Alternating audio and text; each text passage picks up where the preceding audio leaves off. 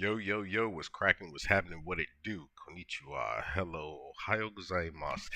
Get all that good stuff. I hope everybody's doing well. Welcome back to another stream. It's your boy, The Show Bullet 8. What's good? Yeah, my boy. What's good with your scope? Yeah, I hope everybody's doing well. Thank you all for coming on and joining me for another stream. Let me know if the audio is fine. Let me know if I need to adjust anything, whatever. Yeah, man. Hey, listen, I've been all right. I was sick. Shit, all last week. So the last time I streamed, which was Sunday, I actually, well, Sunday here, which is Saturday for y'all, but I started feeling like the back of my throat was bothering me and shit like that. And I'm like, damn, please tell me I'm not getting tonsillitis because I still have them. And anytime I get that, it's like it feels like a death sentence, to be honest about it. Like it puts me down, and I get angry because I can't, function the way that I'm normally functioning.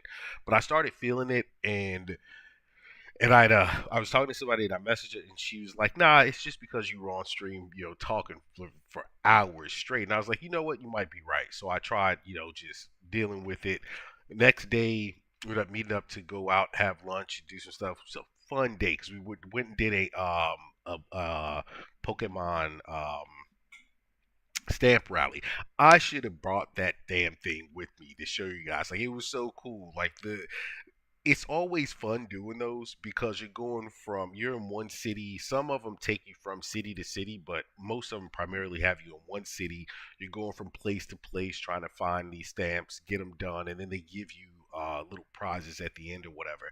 And I must say, my prize, like there was three different like stickers you could get. I must say, mine was like the coolest one of that motherfucker. Like, no joke. Even though there was a Mewtwo one that looked good, I still like mine even better. But anyway, so yeah, so that day, all of a sudden, then I started getting hit with like congestion and like pressure behind the eyes, and I'm like, no, I'm getting sick. What the fuck? So I started immediately taking like drinking the vitamin packs and stuff like that, and then we went and found some medication. So here's the weird thing about medicine here, all right? It is not as powerful as you would find in the States. And there is not a huge selection like you would find in the States, especially of like things like OTC, like over the counter type medicines, whatever. There's a lot of stuff here that does a lot more like herbal, so on and so forth, which is fine. But that's good to prevent things, but when I'm in the depths of, it's like, nah, bro, you got to give me something good. But we ended up finding something, then just went through, drank teas, and day by day, I just got better and better. And I know, like, I don't get sick for long periods of time usually. If I do, then it's something severe, and even in those cases, it's not that long. But I mean, now I'm doing a lot better. I still have a little bit of congestion, but your boy's alive and been functioning pretty well. Had to keep up with work and everything else, so I had no fucking choice. But yeah, but everybody that's on, thanks a million for being here. If you're on YouTube, go ahead, like the stream. Most definitely feel free to hop in the chat and most definitely subscribe. If you're on Twitch, give a follow, subscribe if you would, and feel free to hop in the chat also. There's a lot to talk about. But how have y'all been? How you been doing, Scope? Whoever else is on, I know people usually in like lurk mode and everything else too. But yeah, let me know how y'all been. So the California fire things we talked about last week, and it seems like things are getting better. They're not out of the woods, not fully done, so on and so forth. I get that, but the crazy winds that were helping push that fire along they didn't come in as harsh, I guess, throughout the last couple of days. So it's calming down. It's still a tragedy as to everything that's gone on there, and it's so crazy because even here, like the news on the news here, it was shown, and we were watching it last night. And of course, I get asked the questions like, "What do you think? Like, what's the problem?" Blah blah blah, and one of the things when we talked last, somebody had said something. They brought up potential arson. That wasn't the case, and it was a big thing to where a lot of politicization of this whole situation was dragged into it, which is crazy to me. Like even now, Japan gave $2 million to California to help. This isn't something they had anything to do with, but that's what you do. Humanitarian type shit. When everything happened here with the tsunami and everything up north, the U.S. got in California. Here's what people don't understand: California pays more taxes than like 21, 22, 23 states combined. So it's one of those things where it's like at a time like this, you would figure you go ahead and give money to the people that need help. That shit is on hold. It's all because everybody's trying to turn this into a political thing when it in fact is a thing where people lost their homes, people lost their lives, people like not just their homes, but everything that goes along with it, everything they had. It's kind of a fucked up situation to sit here and look and tell these people, oh no, we're not sending you any aid until you decide to come over to the dark side. Some shit like that. Like it's wild. It's absolutely wild. But then also like I know Mexico got involved, Canada got involved, like sending actual firefighters and planes and everything else to help deal with it all. And so it's a good thing to see something like that. And I just hope that, even though all this ridiculous shit is going on, that people get what they need in in that whole situation, and that people can rebuild their lives, because insurance companies got to be put in check real quick. They not trying to pay nobody shit on this one. But yeah, that's all I got to say about that specific incident. But the people involved, Elon Musk for one, the dude is a fucking child, and his ego is out of this world. I'm sure everybody's seen it. If you haven't seen, I mean, I think it even got dragged into the news. It became such a big thing. But Elon Musk has decided that, besides being the world's richest man and what some consider the world's smartest man, the most intelligent man in the world, which he is not. I hate to tell you all that. Um, he also decided that he wants to be the biggest gamer and best gamer in the world. And this story is such a fucking joke to me, but I understand why it's a story.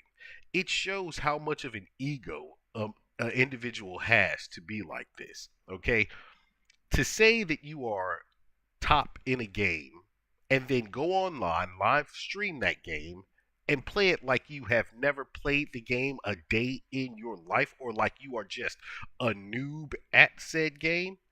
Listen, if you enjoy something, you enjoy it. Nobody would take that away from you. You like gaming, you like Diablo, you like I forget the name of the game that he was actually playing. I can tell you right now, I don't play those types of games because I don't have the time. And if I don't have the time to be the number one player in the world in a game like that, what makes you think a man who runs as many companies as he does, who is jumping into the political field, has obvious political what's the word? God damn it, it's right there. And I can't, like, it just won't come to me. Essentially, has political designs in his future. You see it. How is it you're going to tell me that this guy grinded so hard on a game such as that to be the number one player in the world and have zero understanding of how to explain the gameplay while doing a live stream is beyond me. All right.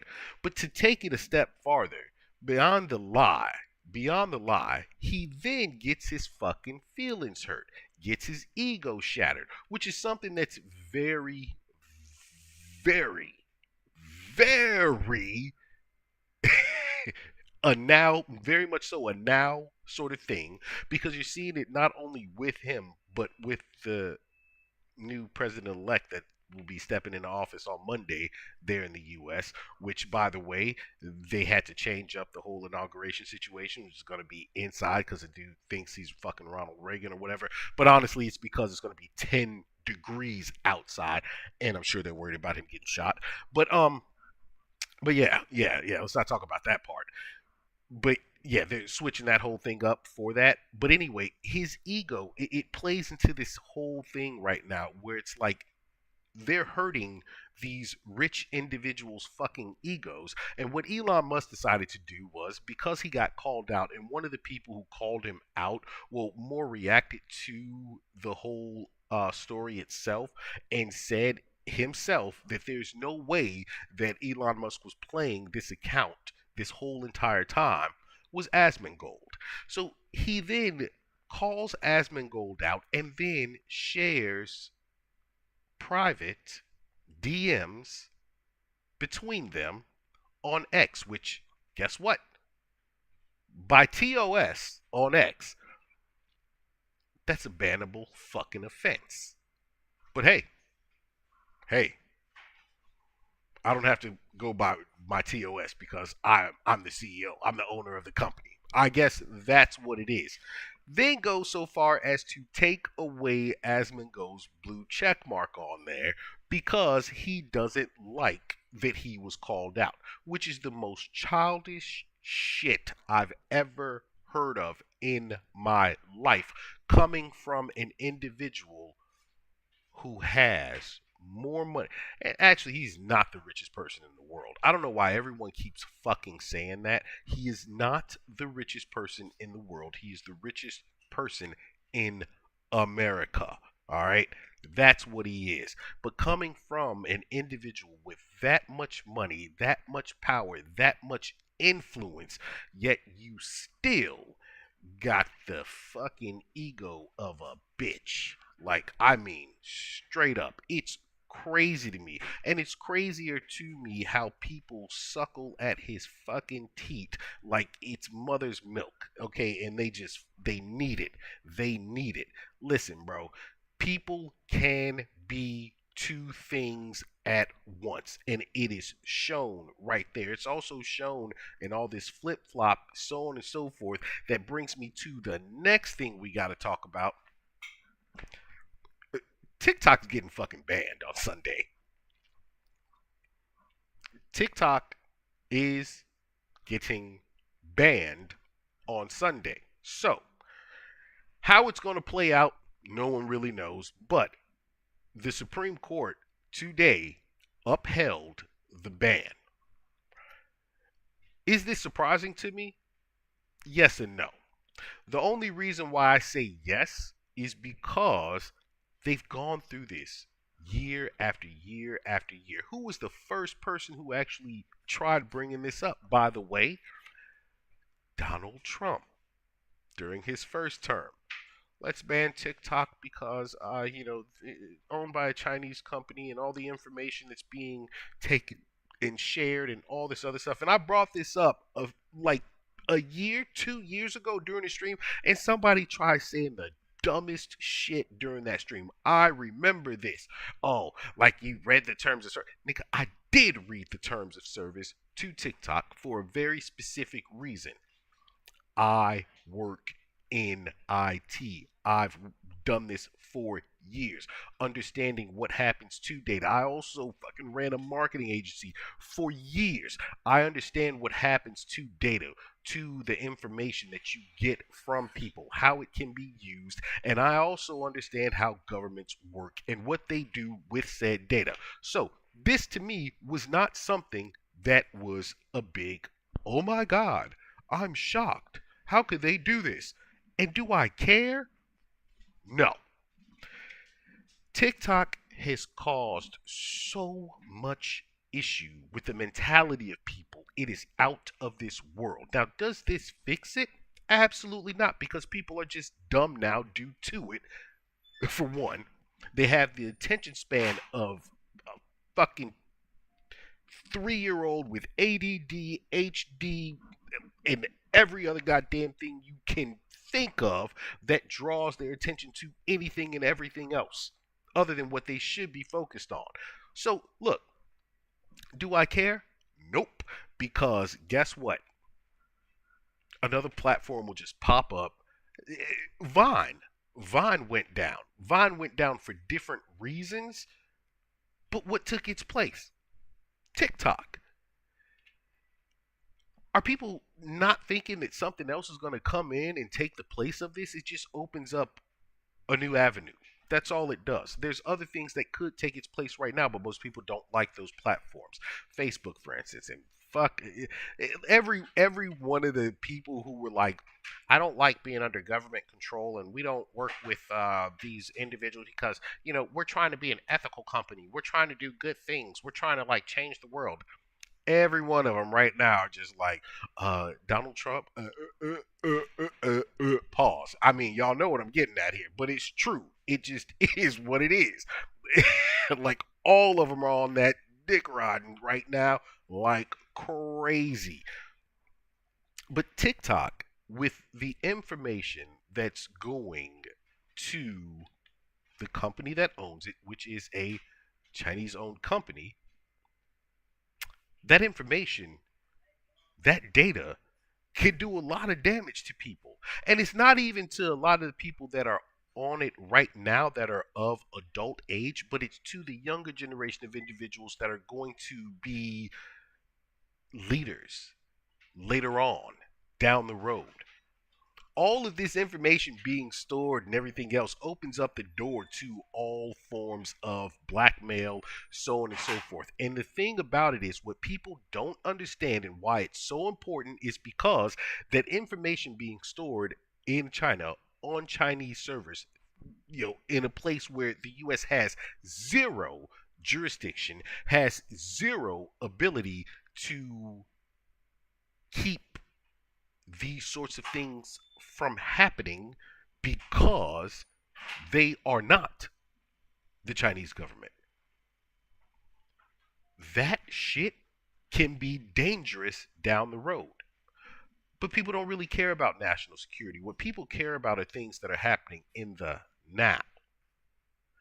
But what's funny about that is that they obviously don't care about those things that are happening in the now, because part of the things that are happening in the now based on that platform are things that have altered the way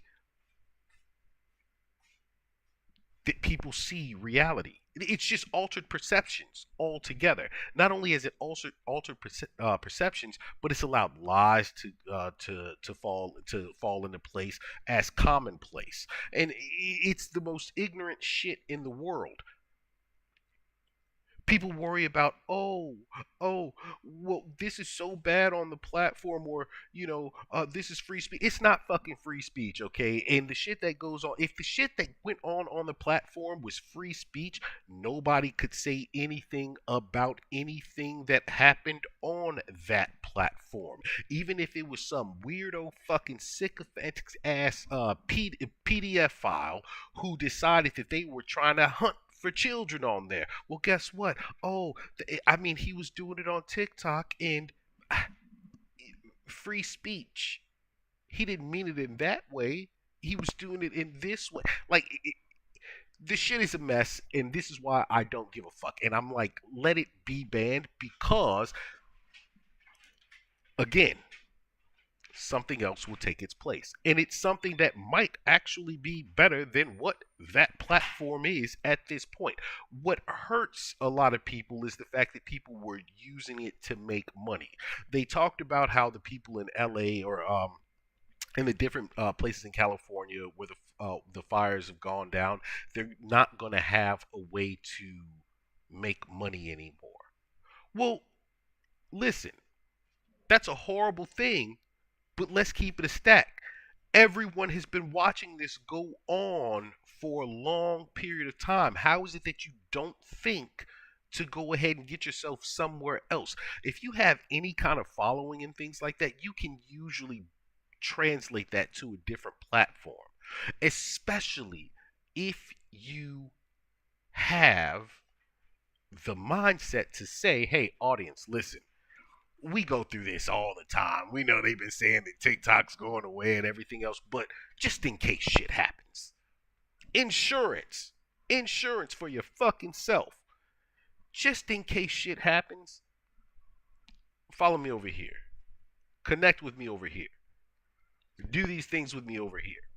All the stuff that I sell, all the merch and everything else, here's the actual website. I don't see how it is that people think things are going to go on forever. There's certain platforms that will outlast others. This one has been DTR, like I mean dead to rights fucking from the start. And yet everybody's surprised about it now. To go a step farther, what's even funnier to me is that China also fucking TikTok isn't allowed in China. TikTok is banned in India. It just how is this surprising to anyone? How is this such a big deal? What you motherfuckers really should be mad about is all the lies you were told. No matter who gets in office, all the lies you get told.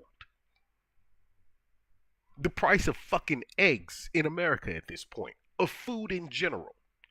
And everybody keeps bringing up eggs, and the reason why I even said eggs is because yesterday, literally, I was talking to a friend in the States. They were just like, I don't know what the fuck the problem is with buying a dozen eggs right now. This shit is wild. It's absolutely wild.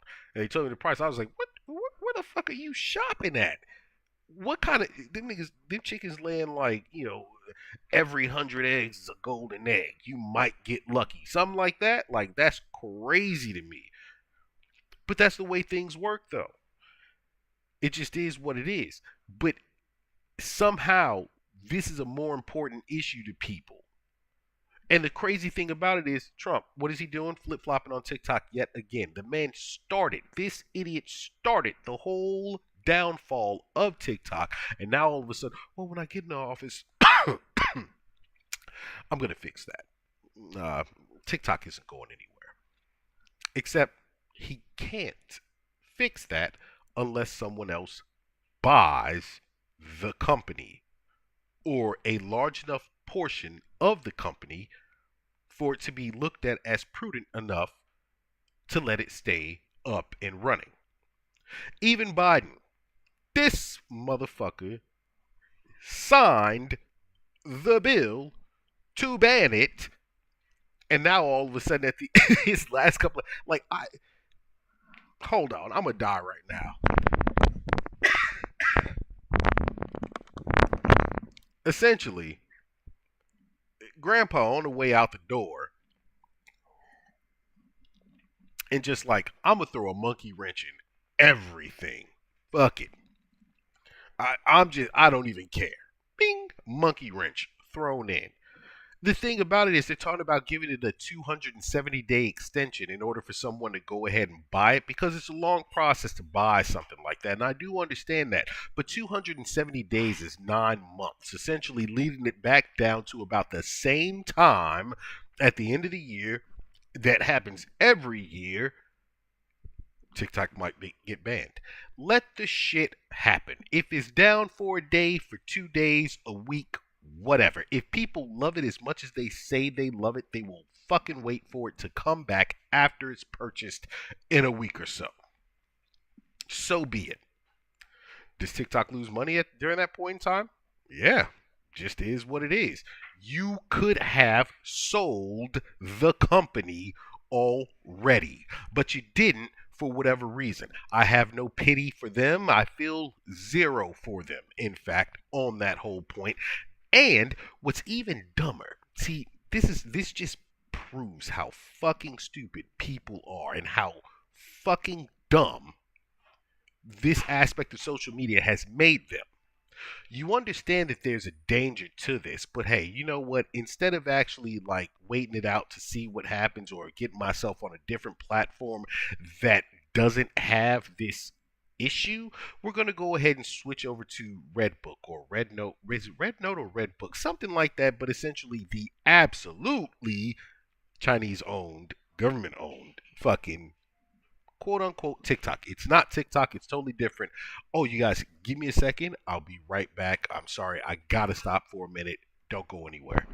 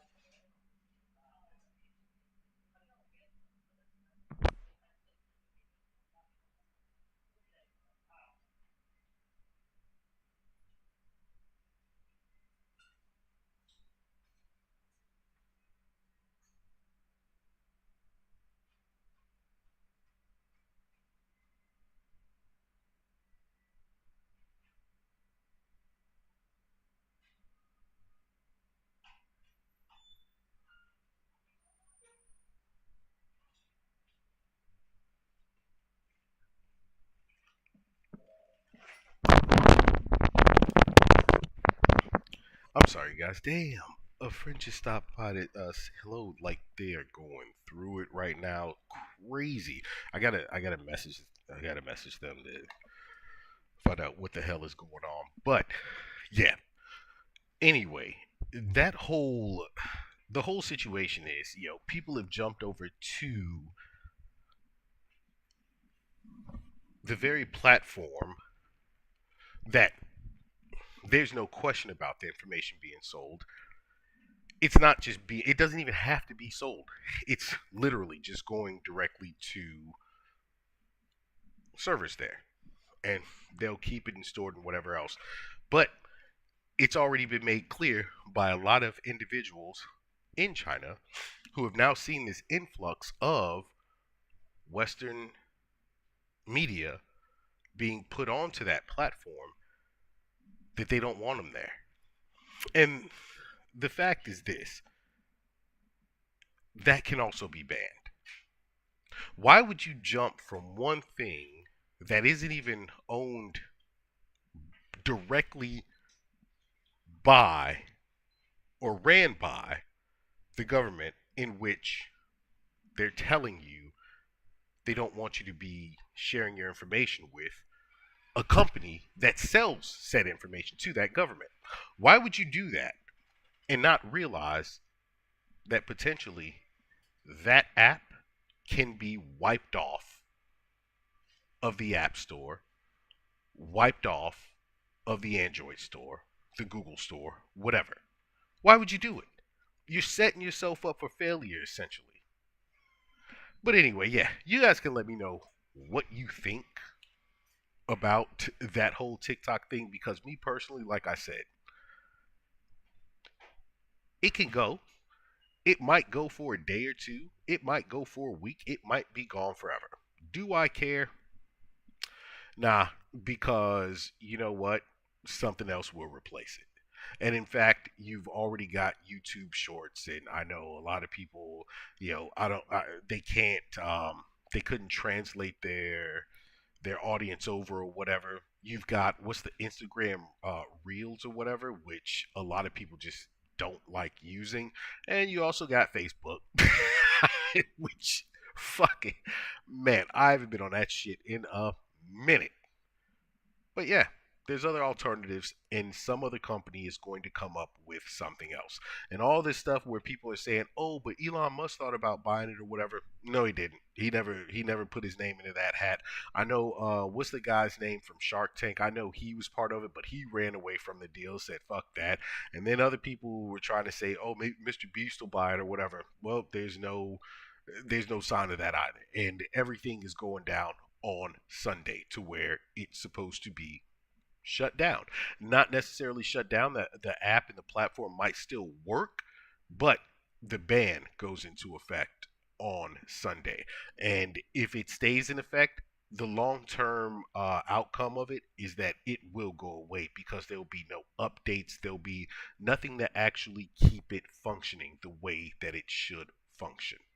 So, yeah, that's all I got on that. Let me send this message real quick. I got to figure out what is going on.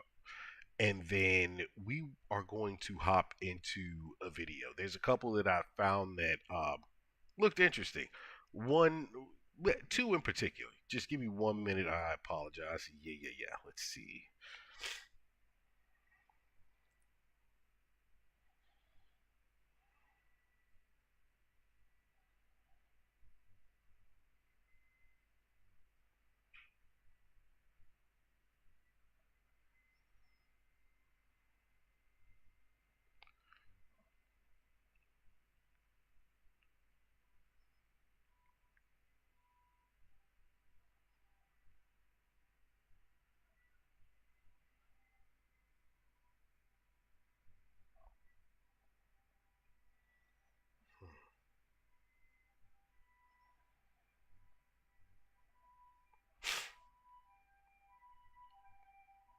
Okay. Anyway, yeah. Yes, you guys got to know something about me. Like, there's one thing like very big to me, and that's when friends are going through shit. I like it bothers me to like see really anyone, But when it's like good friends and stuff like that, it's really hard for me to allow them to deal with those types of things on their own. So yeah, I mean, I might end up getting a message or having to take a call or something like that here in a few minutes, but I'll try and let them know that I'll message them later on. I just hate seeing people that are close to me like go through bad shit, and especially when they don't really have many other people to if they trust or to be able to even confide in. So yeah, my bad. Anyway, so yeah, after all that talk on TikTok, like let's hop into a video. Let me see which one we're gonna check out today. There's actually two we might check out. Then after that, we are definitely getting into some COD, and after COD, we're gonna hop into a couple of matches of Fortnite, and then we're gonna go ahead and go back and just demolish all our enemies while we build up an army trying to save Unk in Ghost of Tsushima. And speaking of that, reminds me too. So I don't know what I was looking at. I have zero clue what month I was looking at, anything like that. I kept saying I was going to do the stream on the weekend of the 28th. And I'm like, there is no next weekend is the weekend of the 25th. I I think I fucked around while I was saying, wait a minute, am I tripping? I was tripping. I think I kept it in my head December, December's calendar. Jesus, yeah. So next weekend, I don't think it's going to happen. I think the 24-hour might be the weekend of the first. If that changes, it'll go up on the schedule on Twitch. I'll try and put something up on YouTube, even if I do like a short video. Hey, all right, 24 hours stream is happening this weekend, whatever. I don't know. But as of right now, the weekend of the first was the one that I should have actually been saying. So, like, end of January, first weekend of February, which is, first, second area, something like that. I'll figure out the exact date. I'll get it put online. I'll let you guys know. And yeah, we'll just have to go from that. So let me go ahead and switch over to videos. I'm telling you, time has been really one of those things that I'm just like, what the fuck is going on? Switch screens. Bam. All right. What do we got? What do we got? What do we got? Where's it at? Hey. Oh yeah. So I always like doing food stuff. So I was gonna do like what school lunches look like around the world. There's another one, school lunches you've probably never heard about, but we are definitely watching this right here. 15 lottery wins that ended tragically. Listen, I always say I don't understand how it is that people who win like I mean extreme amounts of money, how it is that they go broke, but it's something that you hear constantly. It happens a lot more than what you think. So yeah, we gotta check this out because that's something I'm like hugely interested in. I'm sure y'all are gonna like, it'll teach y'all something too. But let's see, which one of these videos should we watch? 8 minutes, 5 minutes. Let's run through this 5 minute video real quick, and maybe we'll watch the 8 minute one another time. But we're definitely gonna watch this, and then we'll go to the 15 minute or the 15 lottery wins that ended tragically. Whether carrying a brown bag from home, picking up a tray from the lunch person, or serving up the food themselves. Let me know if the volume is too loud. Ew, I see beets. I'm not gonna lie, them fucking potatoes look delicious though, but the beets, mm, mm. It's not that I don't like them. It's just like that's all I'm getting for lunch. We might have a problem. Lunchtime at school can be one of the most important parts of a child's day. Let's take a look at what kids are. I'm hoping this music don't get me like a strike or some shit like that. Like this has got to be free. What's it called?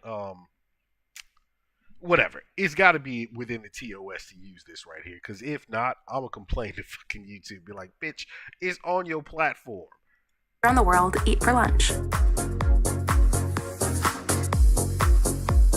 French students can expect up to a 4-course meal at lunch. They begin with a salad of fresh veg, followed by quality protein like salmon with a side of roasted broccoli.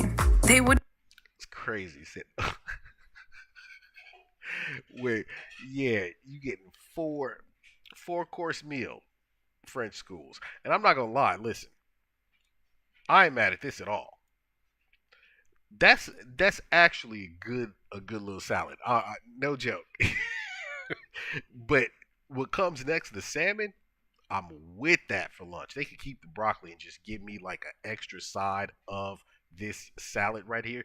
Cucumber, tomato, onion, a little salt, little vinaigrette, something like that. Yeah, that boy, I'm with it. Students can expect up to a 4-course meal at lunch. They begin with a salad of fresh veg, followed by quality protein like salmon with a side of roasted broccoli. They wouldn't be French without a course of soft cheeses, jam, and fresh. That's facts right there. That is absolute facts. Such a French thing for real. People, even like people who live there, going like I'm not talking like when I say people who live there, I'm not talking about when people go and they're like, oh, I want to experience France as a visitor and everything. No, no, no. The people that live there, like going to uni and stuff like that, them of middle of the day, hit lunch, cheese, jam, baguette, bottle of wine, sitting outside, a bottle of champagne, just sitting outside, getting a drink on while doing whatever it is they doing. Like that right there, that's a good snack to me. As part of lunch, cool. But if I was hungry and I needed a snack midday, I'm with that. Bread. And kids finish with a sweet confection like marzipan before heading back to class.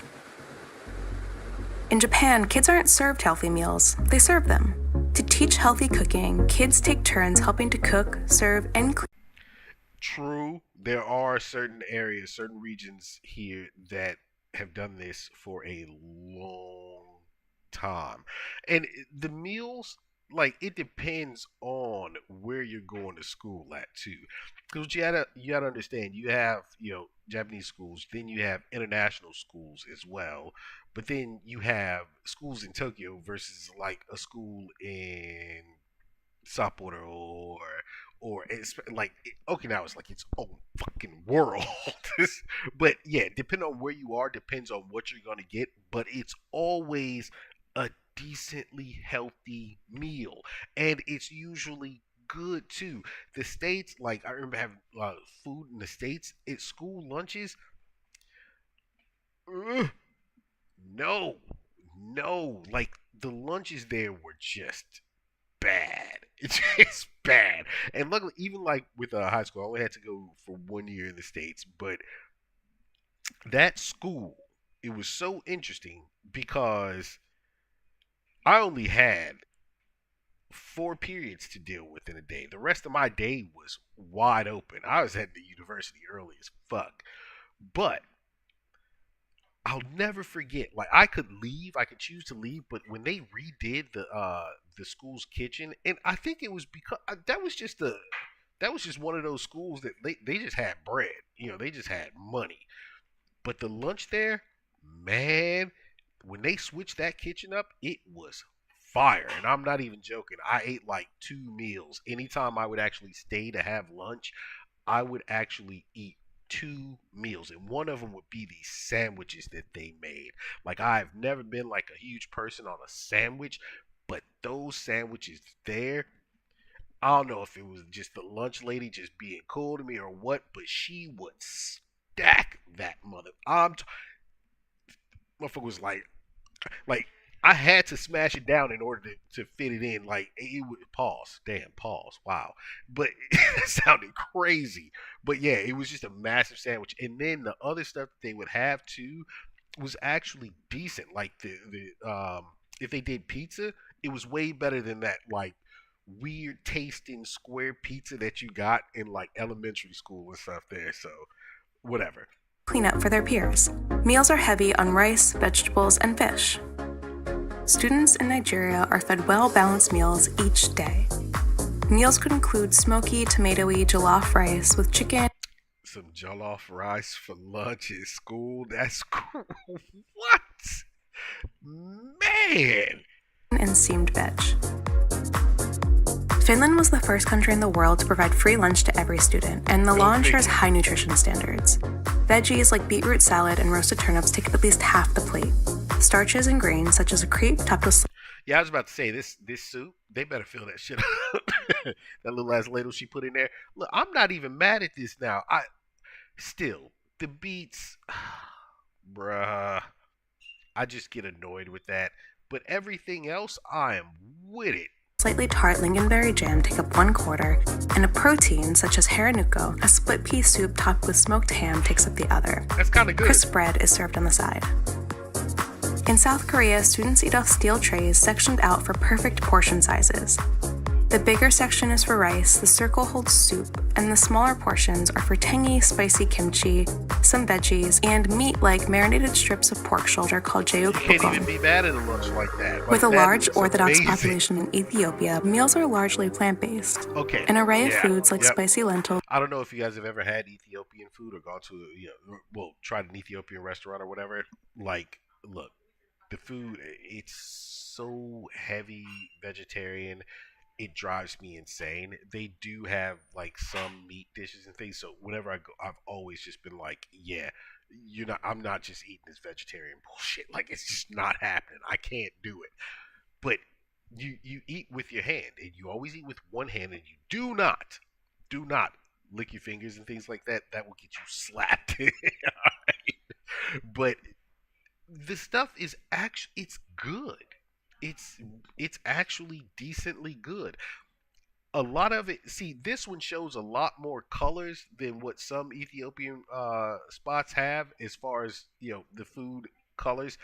A lot of it looks the same, but the difference is in the actual the flavors or whatever.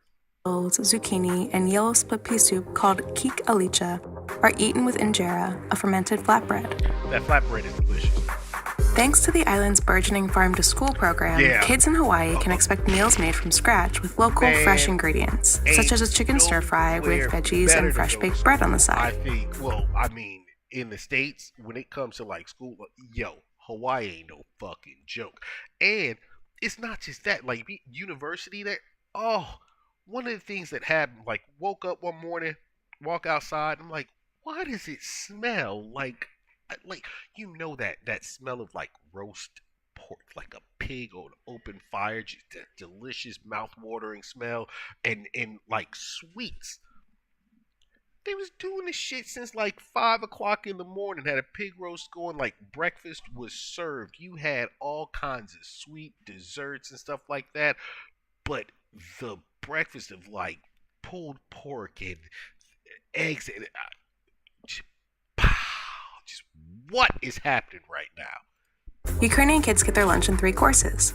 First, a soup course such as borscht, Almost a said hearty fucked up right beef-based there. soup Wow. with cabbage and red beets to give it a Borscht. vibrant color, followed by meat and starch like grilled sausages with potato and cheese stuffed dumplings called vareniki. But why They the finish sweet why with the a shortbread gherkin on biscuit. the side?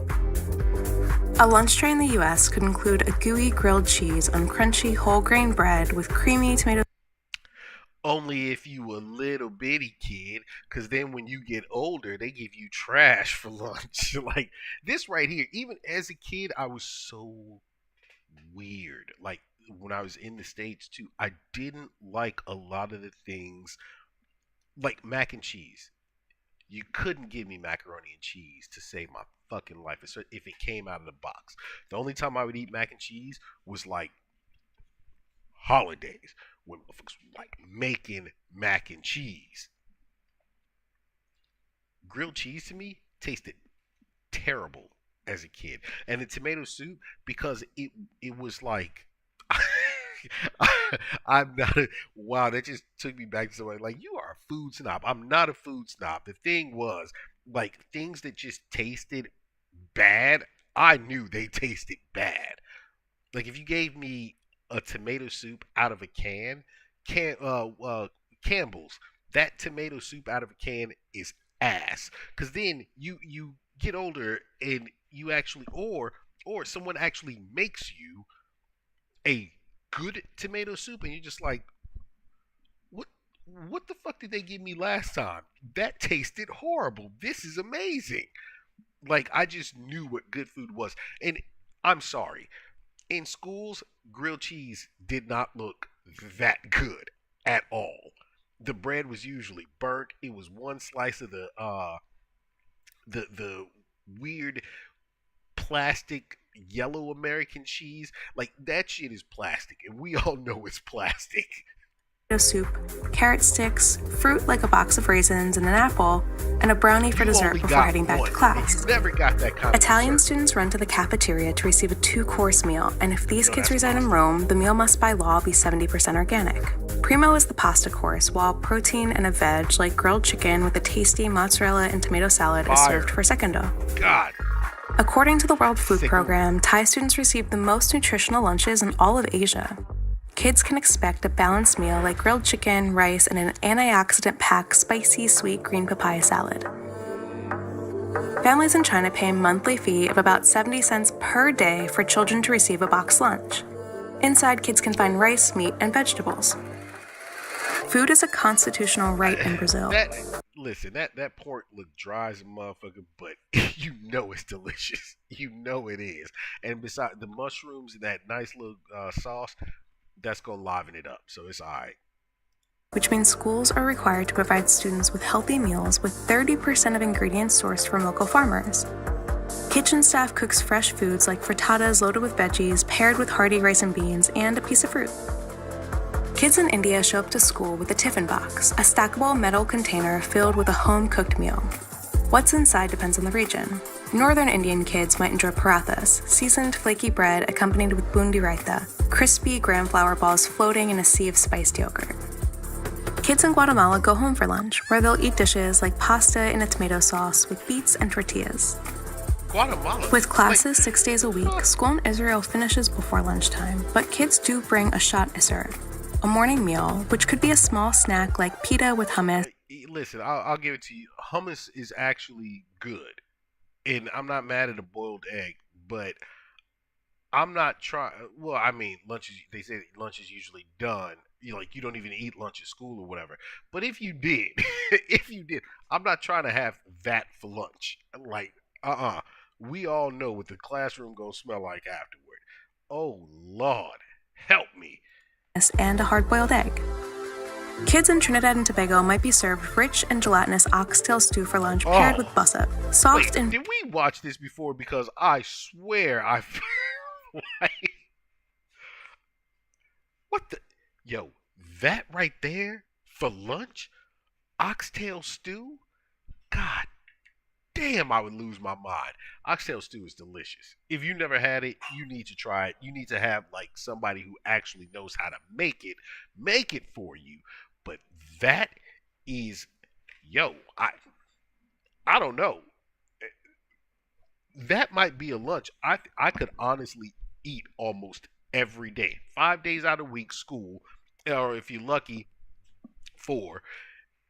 But I'm with that. Every day for lunch, I mean, I'll have other shit for breakfast and dinner and my second dinner, or, whatever. But that, yo, god damn. flaky shreds of roti. Yes, I said Students in second Hong dinner. Kong can expect a veggie like steamed broccoli alongside wok fried pork slices and white rice. A kid in the UK might be served baked cod fingers with a hot jack. That's sad.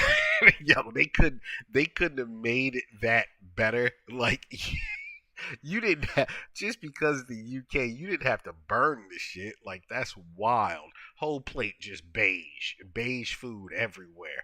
But yo, the potato, you can't go wrong with a good baked potato. Good enough butter in that bad boy, salt, pepper, hit it with a little bit of scallion, some bacon slices, not bacon bits. You're disgusting. In fact, oh, that's crazy. By the way, so yeah, I think those are going to be completely banned, or at the very least, they have to get rid of the red dye that's actually in bacon bits. Like it's now banned in the States. They just did that a day or two ago, something like that. But yeah, bacon bits, whatever. But yeah, you slap some cheese in there too. Oh, that potato would be on point. A potato, a heaping side of beans, and I a ain't even handful mad of at chocolate beans. biscuits for dessert.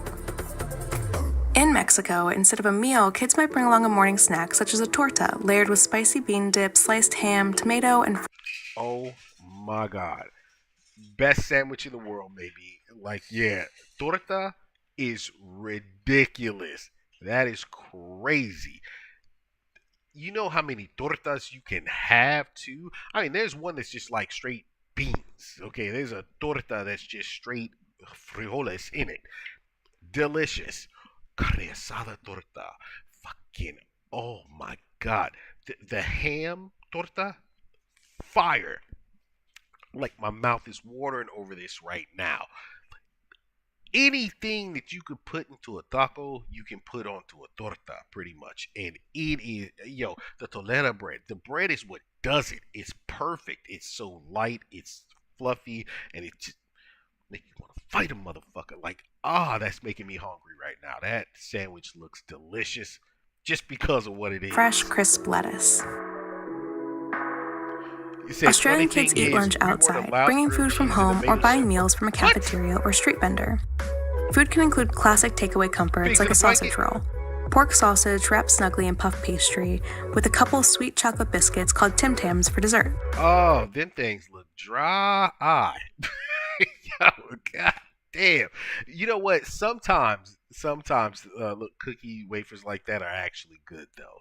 They might actually be good, but they look dried in the mud. She was fighting to break that son bitch. How are you not allowed grilled cheese and tomato soup for lunch? Norwegian in a schools school? don't have cafeterias, so kids bring a light lunch from home, which could include an open-faced sandwich with liverwurst, a sausage of pork liver blended with bold spices like cardamom, coriander, and mace. The Sounds meat's gross. texture is almost spreadable, close Not to gonna pate, lie, and is I accompanied by kinda like toppings it. like mustard and cheese. Milk and fresh No fruit joke. is I provided don't by know the school. why. I've always liked Although that. students bring a home-cooked lunch daily, teachers in Pakistan are known to contact parents if meals don't err on the healthy side. Kids might bring a lugosht, a stew of lamb and potatoes paired with roti and a sweet and creamy mango lassi in the summer. Shit. Damn, that's crazy. Teacher call up your moms and pops, be like, "Hey, yo, what the fuck you sending to school with, bruh? This ain't lunch. You better send them with something good tomorrow else. That's your ass." Like, damn.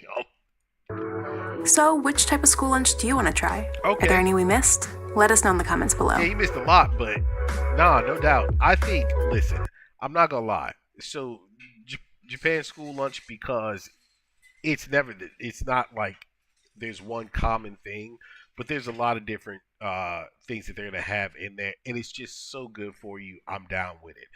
The Korean school lunch, most definitely. I mean, you fuck around and get kimchi and bulgogi in that damn plate too. Oh, it's on and cracking. The Hawaiian lunch, I'll always be down for that. And Italy, I mean, it's pasta, yo. But there was another one.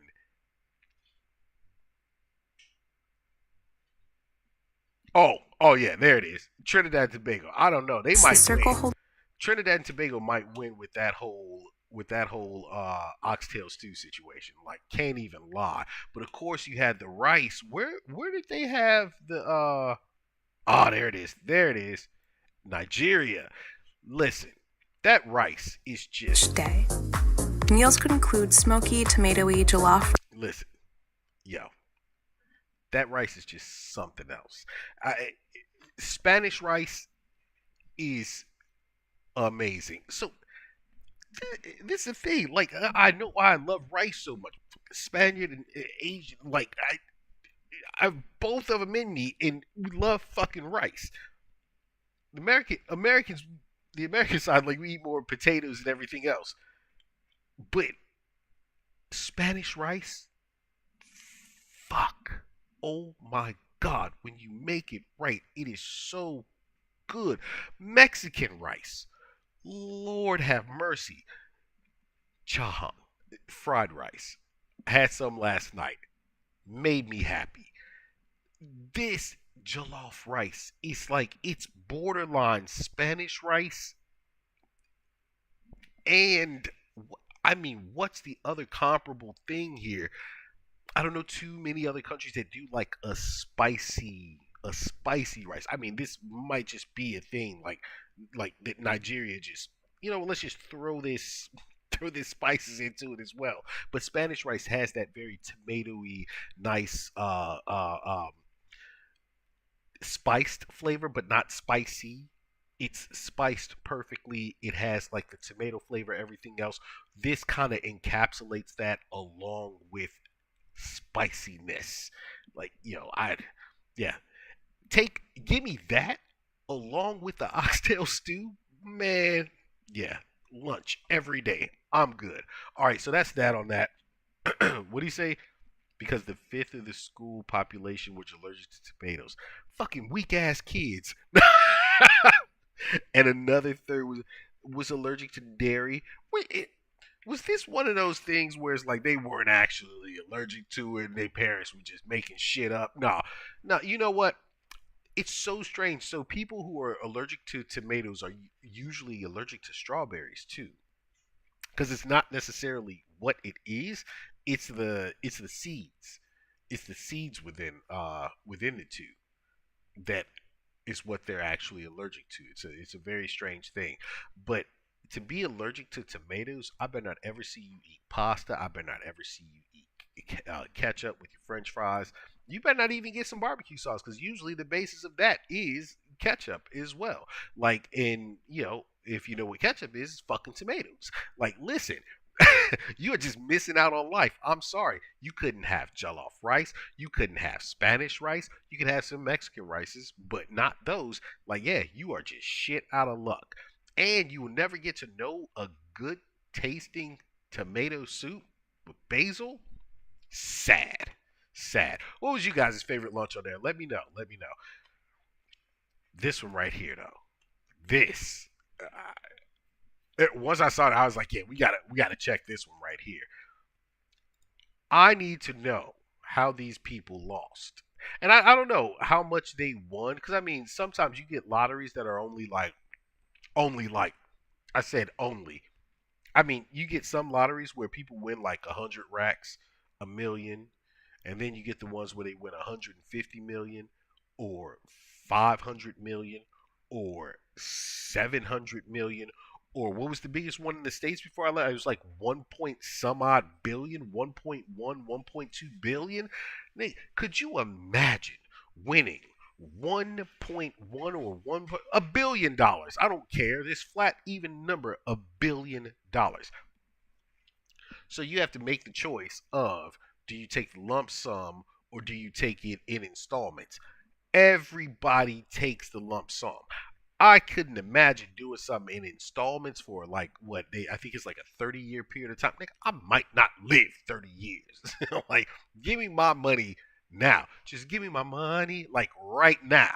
I'ma need that. Like, get it over and done with. Now, of course, that $1 billion then turns into what? They maybe, shit, on $1 billion, you might be dropped to 600 million, 650 million, something like that. And that's before taxes. Then taxes, they gonna go ahead and just stick their arm all the way up there past the elbow, dig around and get as much as they can out. So you're looking at like 33 upwards of 42%. But let's just go ahead and say, even if we said 50%, like, fuck them. But it would, realistically, you'd be like 400 and some odd thousand, close to 500. I'd say like 450, 460 some odd thousand at the end. 460 some odd million. I said thousand. 460 some odd million. I couldn't imagine going broke. Let's check this out. Let's check these people out. Young British couple who won a gigantic lottery jackpot in 2021. Almost. That's the first problem. It's a couple. No, how you gonna say almost? Nah. Like, usually in these situations, you gotta be real careful.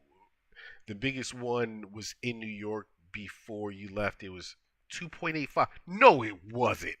Absolutely not. $2.85 billion? What the fuck? See, now, who won that? Jackpot, right? Yeah, jackpot in U.S. history. That 2.04. Even still, excuse me? $2.04 billion. Nigga. Who won it? See, now I need to know who won it. Nah, who won? How many people won? Who won the largest lottery jackpot? Yeah, that should be good enough. 2022. The ticket was sold at Joe's Service Center in Altadena. And Altadena is the place that's on fucking fire right now. Just north of Pasadena on February 14, 2023. Yeah, goddamn, that was just before I left. No shit. Wait, no, I was gone already. No, I was already gone. Yeah. Wait. My years. Okay, that was just before I left. Okay. Anyway, California lottery officials revealed the name of the winner, Edwin Castro, but did not release further information about him at his request. You goddamn right, Edwin Castro. I'd be like, don't say shit. I don't want no pictures out there. I don't even really want you to fucking release my name. I might go and get my name changed after winning that much goddamn money. Keep it off public record too. I can pay for it, I promise you. Like, that's wild. Man, he better not. Whatever. Every week, Rachel played exactly the same numbers on her Euro Millions lottery tickets. She was so dedicated, she'd set up her online lottery account to automatically buy a ticket with those numbers. Then, one week, Rachel and Liam checked the lottery draw and couldn't believe their eyes. The winning numbers for the 228 million euro jackpot matched Rachel's numbers. They immediately started planning how they were going to spend such a gigantic amount of cash. The young couple realized their lives had changed forever. But when Rachel checked her online ticket, she spotted something weird. It wasn't there. She contacted the National Lottery website to find out what happened and got the worst possible news. There had been an error when the automatic ticket purchase was taking place, and the Ain't that about a bitch? Oh my goodness. Could you imagine? And I'm not joking about this. I remember being a kid in the family I lived with in the States. Oh, Lord. The old man, that motherfucker. Let me not hold no grievances get that bastard anymore. But anyway, he played three numbers because they had a pick three at that point. Like, lotteries at like when I was younger, they paid out a lot more. But there was a pick three, and he played it almost every single week. Chose the same numbers every single week. I still remember those numbers because they were part of the address to the house. He played those three numbers every week. Never forget that he didn't play it. And this happened not once, but twice. He didn't play it for whatever reason. Whatever fucking reason. And it was like, good, you pulled yourself out the loop. You're done wasting money. And then the fucking numbers hit. What the fuck? Unbelievable. The one time I don't play this shit and blah, blah, blah, blah, blah. Yo, like, lightweight as a kid, it's one of those situations where it's like, especially with that element, in my head, I just literally was like, fuck you, because you weren't going to do shit good with it anyway. Like, legit.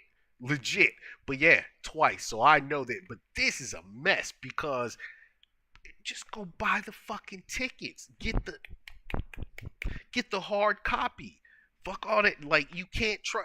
Bro, I know everybody wants to put their whole life dependency on easy mode and fucking depend on everything digital. What if shit fails? And it obviously failed for her. Cost her $200 million. Bitch. God the payment never went through. In other words, she didn't have a ticket. They missed out on that mind-blowing sum of money, and there was absolutely nothing they can do about it. Nope. It might be the biggest lottery tragedy of all time, but at least their lives didn't change. The next winner lost more than... Why did that sound like an asshole like shot right there? Well, at least their lives didn't change. Oh my God. Damn, poking them. Damn, just kick them while they down. Fuck. He won. Number 14, Daniel Carley. Canadian Daniel Carley won the Ontario Lottery at the most perfect moment ever. He was just about to marry the woman of his dreams, who also happened to be pregnant with their first child. He had a pretty perfect life already, but when he won an incredible 5 million Canadian dollars, or about 4.4 million US dollars, he was given the kind of financial stability that most new parents can only On everything. Like, here's the thing. So, in the course of some people's lifetimes, they'll have made, hundreds of thousands or even $1 million or whatever. It's just one of those things where people look at that and be like, what'd you do with all that money? Well, bitch, it just went to so many different things because it's just, like, spread out over so long of a time span that, it just is what it is. But if you get that kind of bread in hand up front, even right now, if I made $1 million, $1 million, I'm set for life. Like, after tax and shit like that, I got $1 million. I am set. Period. Because I know what to do with that amount of cash in hand at one point. It's just getting it in increments. This is why everybody takes the lump sum too. Like, getting it in increments. Fuck that. dream of. And his life would have been perfect if he'd used his money that way. Unfortunately, that's not what happened. Instead, he and his friends gathered at his dad's bar for a celebration party. That would have They drank the entire bar and didn't blow out of hookers' buttholes. Like just going straight Wolf of Wall Street with it. been just fine. But when the party ended, Daniel didn't want to stop, so he didn't. Over the next 10 years, Is that The he Rock? I partied couldn't all see it. his money away. It won't surprise you Not that The his Rock. Did I say the fucking Rock? That was John Cena. Fuck that whole joke up. Wait a minute. My stupidity fucked up. Maybe lose track of what they were saying about him.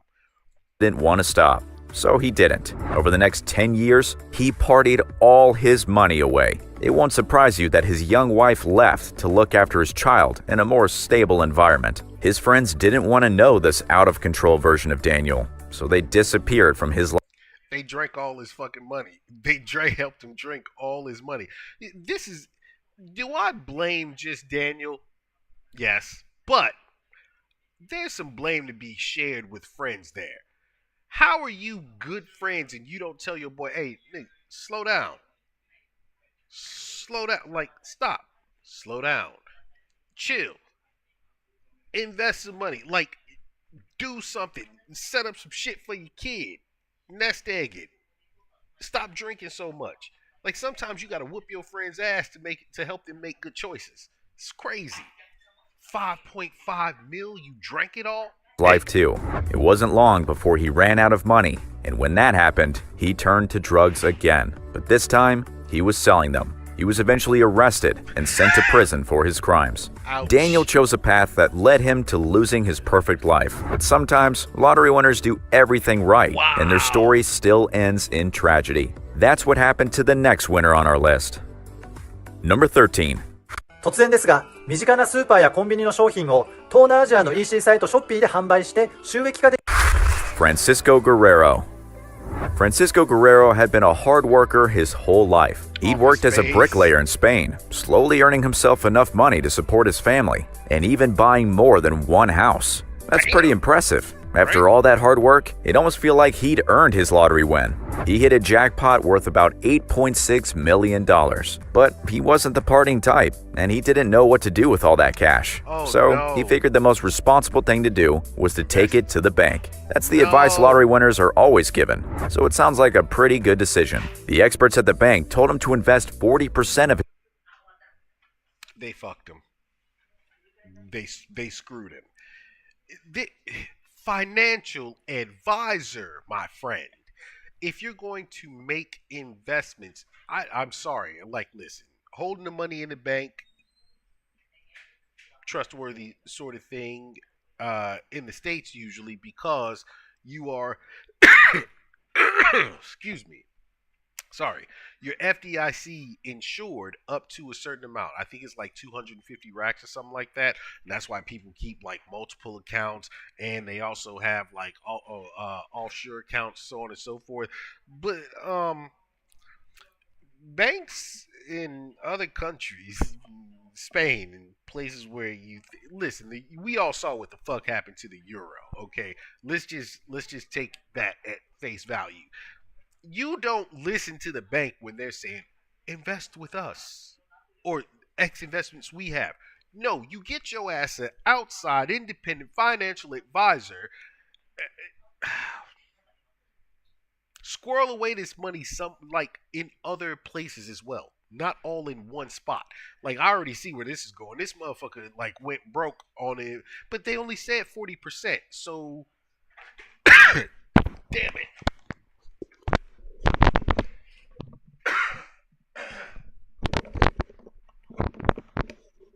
Sickness still kicking my ass, but 40%. So what happened to the other 60? That's the question that we're kind of stuck at. But I'm almost willing to bet that it was a bad investment situation, and he actually.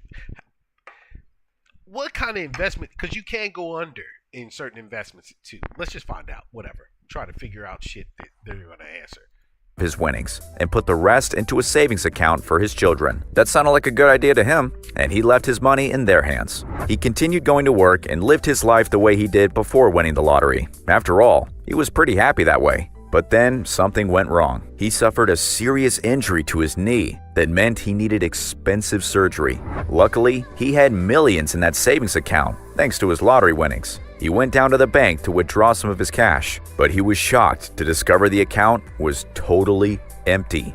What he learned next would horrify anyone. The bank had put 40% of his winnings into a terrible investment. They told him there were no risks, but they were totally wrong. No risks. Not only had they lost his investment, but they'd got him into serious debt. To pay it off, they used all the cash in the savings account meant for his kids, and they'd even lost all the properties he'd earned through hard work. What kind of fucking investment did they have him in? That's mad. He was better off trying Forex on his own. What investment did they put him in that, and that's what's a mess right there too. So we're gonna set you up with this investment account, and what we're gonna do is we're gonna set you up with the savings account for your kids. But when the money went dry on the investment account, they decided to just take the money from the savings account. Is that even right? I guess it is, because you have the two accounts attached to one another. I'm sure that's what they did to him. They attached the two accounts as kind of an overdraft situation when they knew the investment was going to shit on him. Bruh, nah, they just robbed him. I ain't even lying. They just robbed him. Something's not right here. This is a mess. That's the perfect example of how many things can go wrong when you hit the lottery. It's pretty sad when someone loses everything because of someone else's mistake, but this next winner definitely caused their own downfall. Number 12. Evelyn Basor. You could say Evelyn Basor was one of the luckiest people who ever lived. That's because she won't fall. Number 12. Evelyn Basor. Just be glad there's not a W in that name. Evelyn Basor. Speaking of basic whores, the girl who she did the 1,000. Oh, God. That one girl we talked about before that did the 100 dudes in 24 hours. She did the 1,000 recently. Yeah, I guess it happened. I have not read up on it, anything else like that. I just know I saw something about her doing. I'm just like, that nasty bitch went through with it, and her shitty family. Like, hey, it is what it is. Listen, I'm not 1,000 in a day. Every one of those dudes deserves to be just dropped off somewhere as well. I mean, that's just wild. In a day, the amount.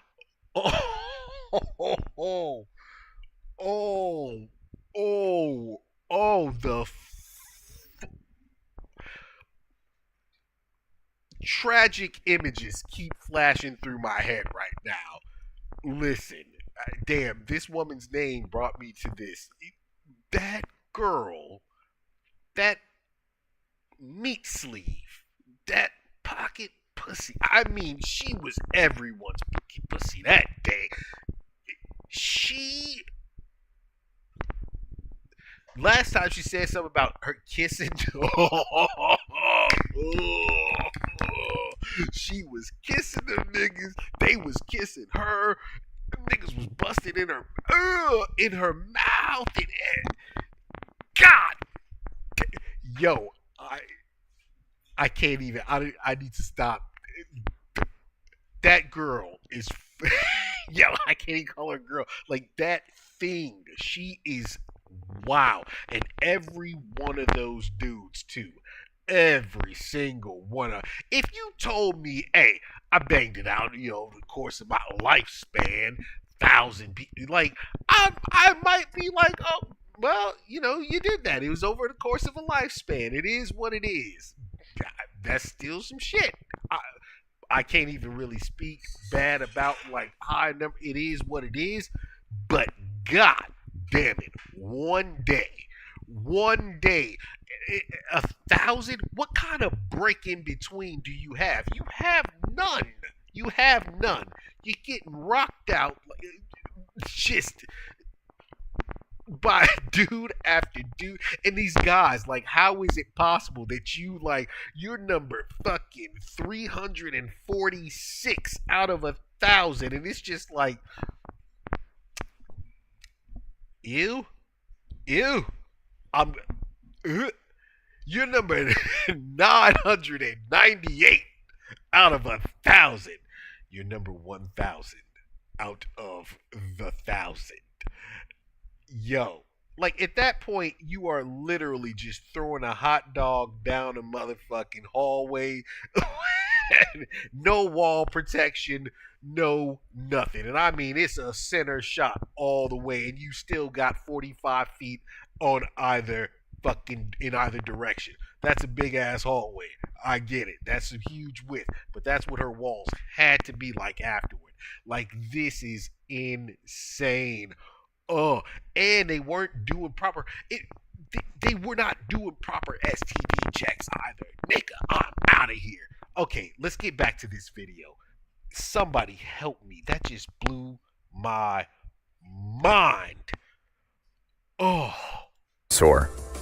You could say Evelyn Basehor was one of the luckiest people who ever lived. That's because she won the lottery not once, but twice. And her two wins happened within just 4 months of each other. The first win in 1985 was worth a whopping $3.9 million. And the second, the next year, was another $4 million in 1985, bitch. $1.4 million. So $5.3 million, 1985, 1986. That is bread, for real. Why does she look like she going out to murk somebody right now? She mad that a motherfucker she lost all that money. That's a lot of cash now, but it was worth even more then. Yeah. She could have done nearly anything with it. So what did she choose to do? Well, she took it to the casino. I guess she figured her luck worked for her in the past, and she'd make even more money. But she was wrong. Her winning streak was over, and the last time anyone heard of her, she was living in a trailer park and working 2 Oh, I was just about to say that's the most trailer park move you could make. God damn it. Wow. How? Nobody taught her the rules. Bitch, the house always wins. How do you bet away? Like, it's not like he said she kept going back to the casino over and over and over again. He said she went to the casino, and that was the last anybody heard of her after that. So what you trying to tell me is this woman gambled 5.3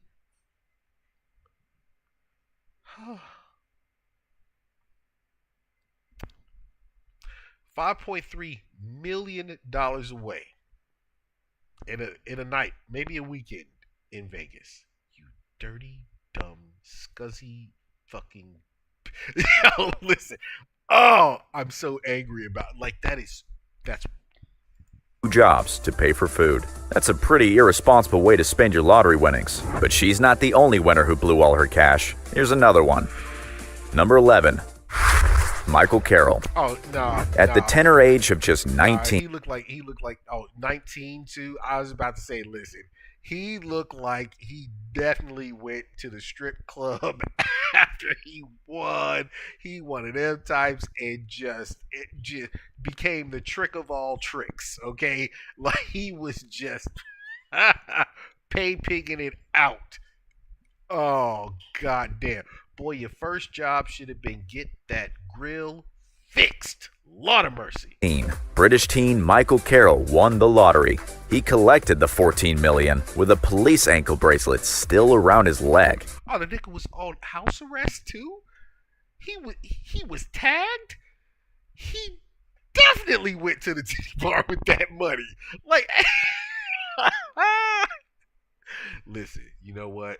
Go ahead, let me off this ankle thing. Here's all my fines paid, whatever it is, what it is. What you gonna do today? I'm going to the strip club, getting fucked up, doing blow off of strippers' buttholes tonight, all night.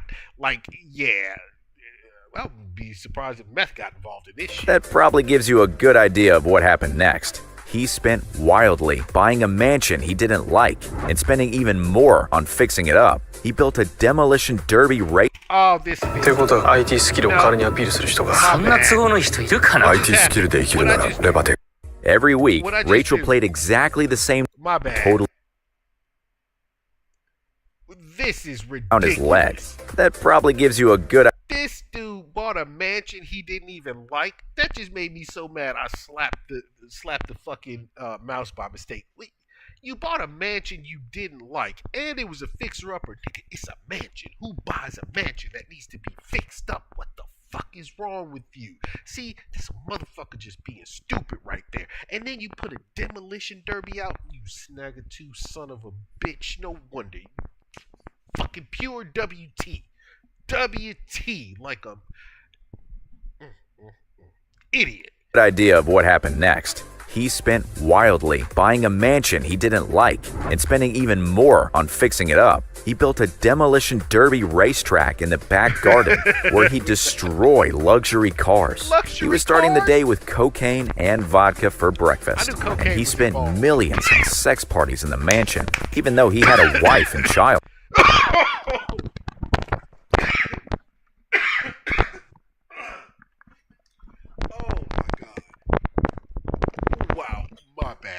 My bad. See, I wasn't wrong. I wasn't fully wrong. And what he did was he brought the strip club to the crib, did blow out of hookers' buttholes. Like, you got a wife and kids too? She better had left. At that point, I'm leaving and taking half his shit, bro. Like, I mean, he was probably borderline out of cash by the time she was even ready to leave. This is about the dumbest shit.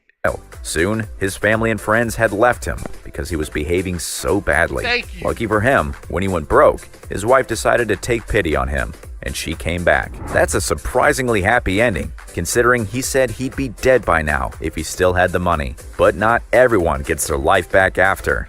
Just ask. He is lucky. Number 10. Andrew Jack Whitaker. Andrew Whitaker was living a pretty comfortable life before he won the lottery. He already had $17 million that he'd earned himself. There's no doubt that's impressive, but his fortune skyrocketed when he got lucky and won the lottery too. His win was a gigantic $315 million. You'd think that because he was pretty rich already, he would have known how to keep that money, but fate had other plans. Criminals got the better of him, totally emptying his bank account with several robberies. Within just 4 years, No, that's some inside job type stuff right there. No. How do you get robbed personally multiple times over and over and over again to where $315 million of your money, like that you made, is gone? Something is off in this story. Multiple bank robberies. He's in America. Wait, was he in America too? Because FDIC yet again plays a role here. Number 10. Andrew Jack Whitaker. Andrew Whitaker was living a pretty comfortable life before he won the lottery. He already had $17 million that he'd earned himself. There's no doubt that's impressive, but his fortune skyrocketed when he got lucky and won the lottery too. His win was a gigantic $315 million. You'd think that because he was pretty rich already, he would have known how to keep that money, but fate had other plans. Criminals got the better of him, totally emptying his bank account with several robberies. Within just 4 years, he was totally broke. He'd even lost the millions of dollars he'd had before winning the lottery. He's not the only winner who was taken advantage of. This next winner was also treated pretty taken advantage of. Listen, I don't understand how this is a possibility here.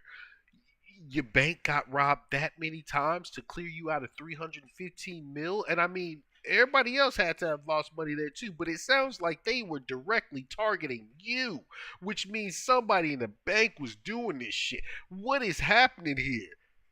That's the dumbest one I have heard so far, even with the asshole that we just saw prior, and the woman that went to Vegas and lost her nut. Something's wrong. Pretty badly. Number 9. Callie Rogers. Back in 2003, Callie Rogers was living in foster care and working at a supermarket. Then she suddenly made headlines when she became the world's youngest ever lottery winner. She was only 16 at the time, but she now had an incredible 2.3 million in the bank. The British teen totally changed her life with that money, but sadly, not in a good way. She started spending it on crazy stuff with no role models to help her make good decisions. She also developed a drug habit, and her strange lifestyle made her depressed. That led her to spend tons of cash on plastic surgery, hoping to feel a little better about herself. But it didn't help. She said the money made her feel like nobody cared about her because she would buy drinks for people in bars who were only talking to her so they can get a story they could sell to tabloids. She lost every... See, you know, I'm going to say something here, and some of you might agree or some of you might not agree with this, but I'm sorry. Did she go into prawn after losing all her money? Because she looks like the type that just might have done so. Just saying. I don't know why, especially with the tattoo on the throat situation. That's usually a telltale sign of a couple of different things. And I only make this educated estimation based on knowing a lot of individuals. Oh Lord. But this is kind of a sad situation too, because bitch, you should listen. She should have moved. Not gonna lie. Went somewhere where nobody knew who she was. If you were in such a toxic element at that point, you were in this toxic element prior. Of course, she had no guidance, no role models, no guidance. Good song, actually. But anyway, baby, 'cause you got it, girl, you got it, girl. Anyway, yeah. So you had none of this around you. You recognize this. Why would you stay? And then you start realizing people are just using you. You're going out trying to change. See, this fucking self-esteem, people. It's called self-esteem for a reason. This is kind of sad. Cent she won, and now campaigns to try to change the minimum age for lottery players. Yeah. Luckily, Callie says she's much happier now she doesn't have the money anymore. She's also a proud mom of 3. But what about this next teenage lottery winner? Maybe that was... Number 8, Jane Park. Oh, maybe that was a Prawn Star. I forgot they keep throwing in... They keep throwing in stock footage and shit. Maybe that was her. Maybe it was actually a Prawn Star with a tattoo on her neck. Because that girl at the end didn't look like... Yeah, anyway. Let's keep it going. What do you say? Do the math. He already had 17 mil. He won 315 mil. Yeah, that's what I'm saying though, bro. Like, how does all of that disappear? Something was off in that story. Jane Park was earning just $9 an hour at an office job in 2013. It was her birthday, and she decided to treat herself to her first ever lottery ticket. Incredibly, that ticket hit the jackpot. She won the equivalent of 1.3 million thanks to the Euro Millions lottery, and she was only 17 years old. Unfortunately, instead of using it to start her adult life so she could follow her dreams, she just spent it. Her first purchase was a Louis Vuitton handbag, and that was pretty much how she continued. You silly fucking You know what? Young age, do dumb shit. But did you have anybody around you trying to stop you from doing that dumb shit? Because if you did, this is... Yeah, you deserve to lose it all at this point and have to rebuild and rework for everything to actually understand what the fuck it means to have that kind of bread. She bought luxury cars, holidays, and even plastic surgery. It didn't take long before her crazy lifestyle stopped being fun. She said she began to feel depressed and very lonely. Luckily, she could move back in with her mom and try to get her life back on track. Her mom had been pretty clever and had made sure she put some of Jane's winnings into a savings account. How much? So Jane still had some of her millions. And like Callie, she also campaigns to get the minimum legal age for playing the lottery changed. Well, goddamn, that's actually that didn't end tragically. Her mom had some kind of like sense to take some of that money from her and put it away. So she still had $1 million at least. But that one doesn't fit in here. That was I went out and splurged, but still had a meal at the end. Like, that's a whole different scenario. Because I think everybody's going to go. But it depends on how much you win. Like, winning $415 million, I ain't even going to lie. I am not going to lie. That kind of bread, I'm spending 500 racks off rip. Okay? I may not spend another dime after that for a long time, but that 500 racks is going to get me a new house. It's going to buy me a car, maybe 2, and I'm taking a holiday. No joke. Some of the fam coming with me. The friends are coming with on the holiday. We all going to live it up for a minute. And then I'm going to go back to normal life. I'm not mad at that. At 1.3 mil, I mean, if she went and bought a Beamer or some crazy, that Louis Vuitton bag is ridiculous, though. I'm sorry, like, fuck that bag. But if you went and spent like 50 racks, 100 racks, I ain't even mad at you. You went out and splurged like that. If you went and spent 500 racks of your 1.3, bitch, now we got a problem. And you ain't buy a house, you tripping. She says she was just too young to handle it. Jane and Callie might be right. Maybe teenagers don't have the maturity to manage that much cash. But our next winner proves that adults can be pretty irresponsible too. Goddamn right they can. Number 7. Keith Goh. Keith Goh was 58 when he won the lottery. He was a happily married baker when he hit the UK National Lottery jackpot. He went home with winnings equal to $12 million. He could have retired with that money, but instead, he decided to spend it. All he wanted to do was drive fast cars, bet tons of cash on horse racing, spend time in his private executive box at Aston Villa Football Club, and drink loads of alcohol. That's when the real problem started. Tragically, his alcohol addiction finally got so bad that his wife was forced to leave him. That wasn't an easy decision. They loved each other, and splitting up really hurt them both. Before Keith won the lottery, they had been looking forward to retiring and living a peaceful life together. Sadly, soon after his wife left, Keith passed away due. Nigga. The lottery killed this man. Like, how? This is what I mean. Like, that whole point of money does not fucking make you happy. It doesn't make you any better of an individual than anybody else. But somehow motherfuckers got it twisted nowadays that that's actually what it is. Like, these niggas sitting here going broke on millions, drinking themselves to death, cocaine. I mean, cocaine out of the hooker's butthole. Like, that's an interesting situation. Listen, even still, drug, like, everything. Like, this is dumbest shit ever. Like, motherfuckers didn't deserve to have no money. What was it? Dave Chappelle and Rick James kids. I know they should have gave you no money.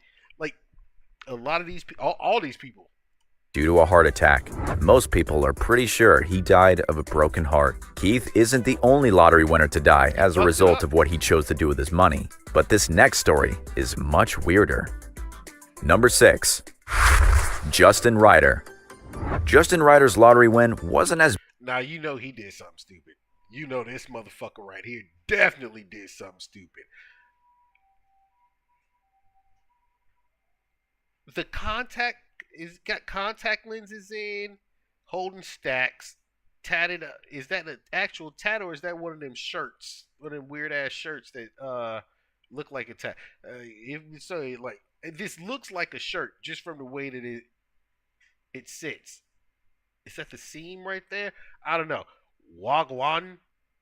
This is a trash ass chain. Oh yeah, you know this one did something stupid. As big as most people on this list. He only got $600,000, but he wasn't worried. To him, that was just his chance to afford his ultimate dream. Don't even try to guess what it was. It's too crazy. Justin had watched the classic Austin Powers film Goldmember, and it had given him an idea. He wanted a gold medal. No, I did it again. My bad. Wait a minute. Nah. I made a mistake and clicked the side of the mouth. Oh my God. I gotta take my hand off. Every week, Rachel played exactly the same number and bought another tin of paint, his nether regions into it.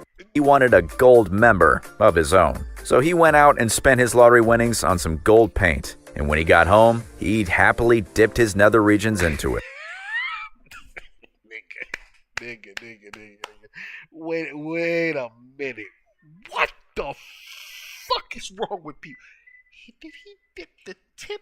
Did he dip the whole thing? Did he just drop the sack in it? Did he teabag the thing? You telling me this?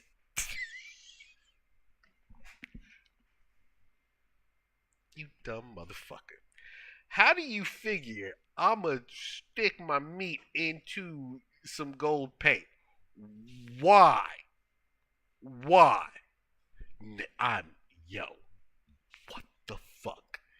Then he just went on with his life as normal, glad that he achieved his dream. How? But it wasn't long before That he shit realized couldn't something feel good. didn't feel right. So he went back to the store and bought another tin of paint. This time, he chose the more expensive option, which was colored with real gold. But weirdly, he chose not to wash off the first coat before redipping.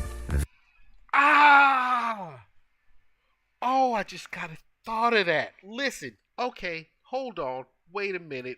What the fuck are we talking about here? Paint.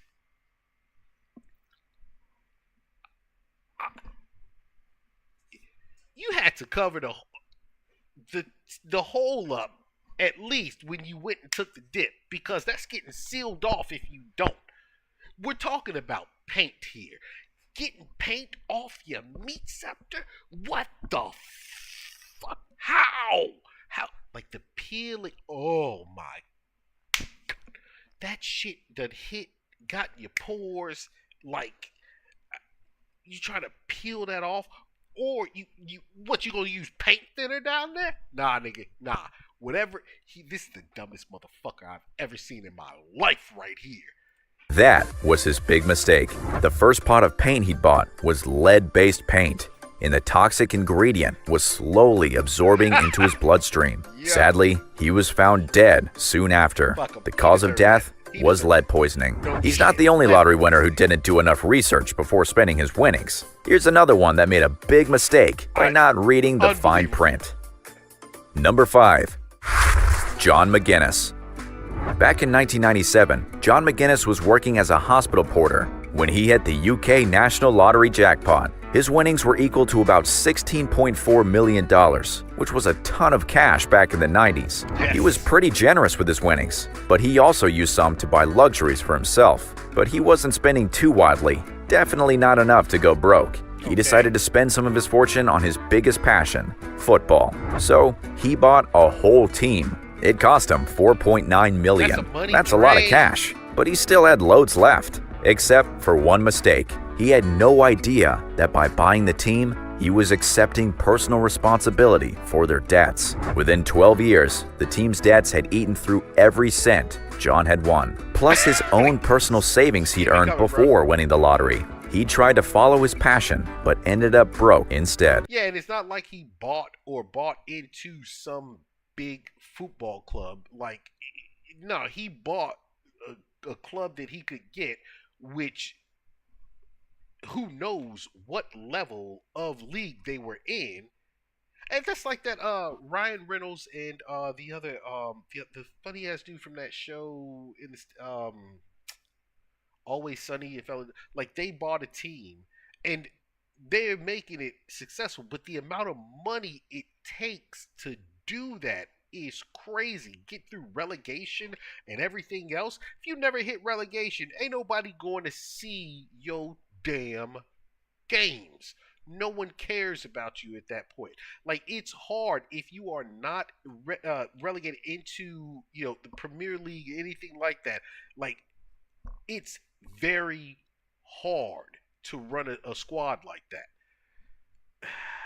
Just dumb. I'm going to jump into something I know absolutely nothing about with no financial advice, no assistance, no other backers, no nada. Like, stupid. There's no shortage of lottery winners like John, who accidentally picked up a really bad deal. Here's another British winner who made a bad British choice. Number 4. John Roberts.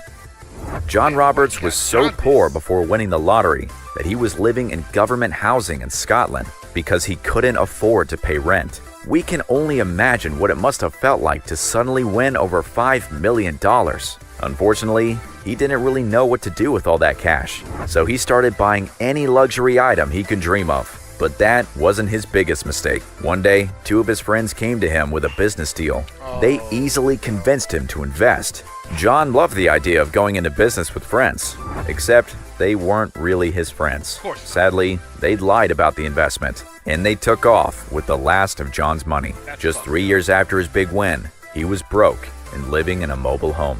It's definitely true, you gotta be careful when choosing your friends. Here's another lottery winner who found that out the hard way. Number 3. Marie Holmes.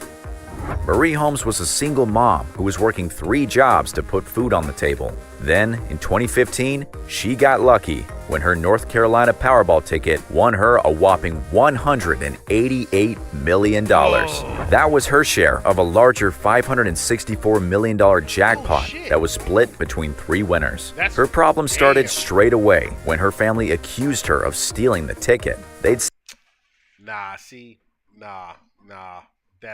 wild. Fuck them, like, for real. That is wild. Your fam. Said Marie's mom was actually the one who chose the numbers. It turned out they were right. Marie thought it was a quick pick ticket, but her mom had carefully chosen the numbers for her. But luckily for Marie, her mom said she wanted her to have the ticket. After that, See, yo, listen. She didn't know. So, I mean, okay, I get it. But how does that work, though? Mom picked the numbers. She thought it was a quick pick. But how could that be possible? If mom's like, pick the numbers, you taking that thing and you handed it in. Why didn't mom's like, I don't understand that part of it. But at least Mom Dukes was like, listen, baby girl, it's okay, sweetie. It's okay. You do right by me. Go and take that money. Love that about her. She might not have had much time left anyway. But love that about her. Marie's life only got worse. She tried to do something good by giving money to her church, but the priest sued her for not giving them as much as she'd said at the start. Then she started spending way too much cash, and she kept having to bail her heroin trafficker boyfriend out of prison. Okay. Yep. Nope, shawty. Nope, you lost me at that. You lost me at that. The church is cold-blooded. Bitch, your tithe and offerings is gonna be... She gave how much to... Like, she gave the church money, and they still said, we want more. What kind of hustle shit is that? The church. I don't think God would really like that, sir. I'd have been like, you know what, nigga, you better be happy I gave you anything. You can kiss my ass. But this right here, trafficking, heroin trafficking boyfriend. Not out of jail once. Maybe not even twice, because the way he made it sound like she did this shit repeatedly. Nigga.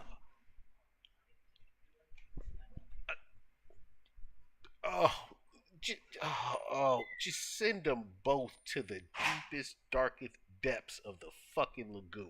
No joke. Like, she didn't deserve the money, and his dumbass should be locked up under the prison.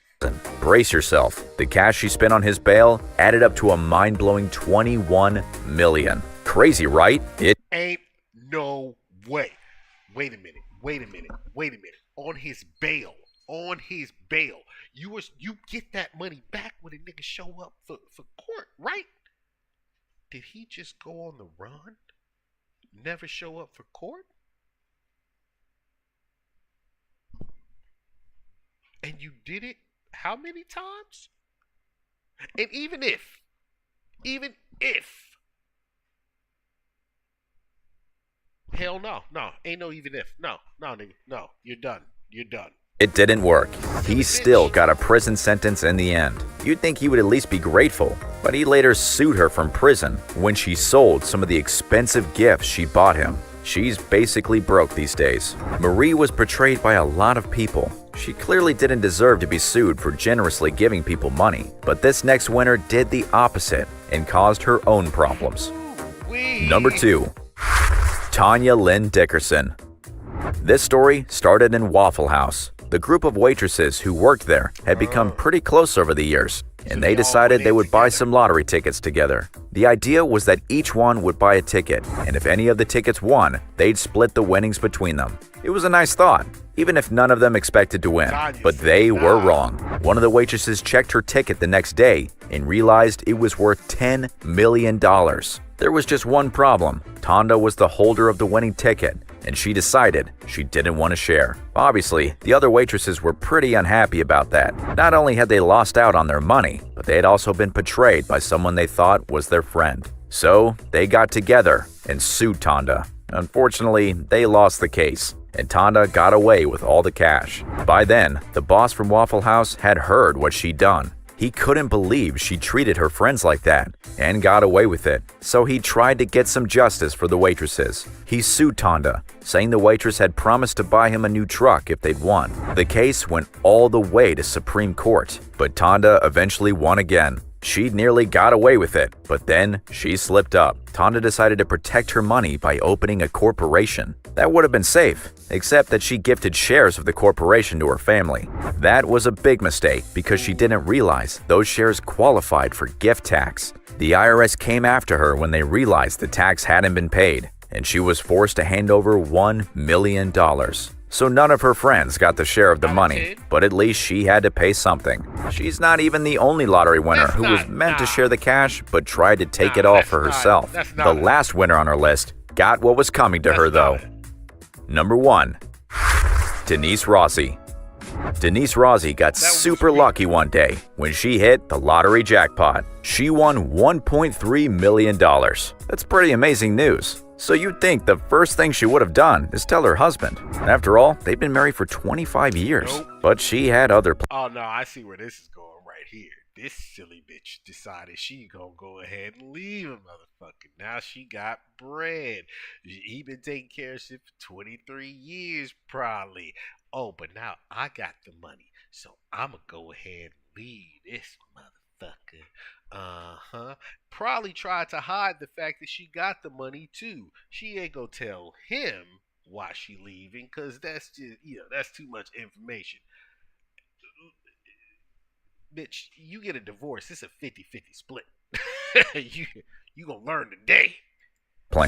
She kept her win a secret, and instead of celebrating with her husband, Thomas, she asked for a divorce. She said later she didn't want him to get any of the money. She just wanted it all for herself and was happy to break up their marriage to get her way. But it didn't work. During her divorce proceedings, someone found out what she'd done, and that information really How are they not going to find out that?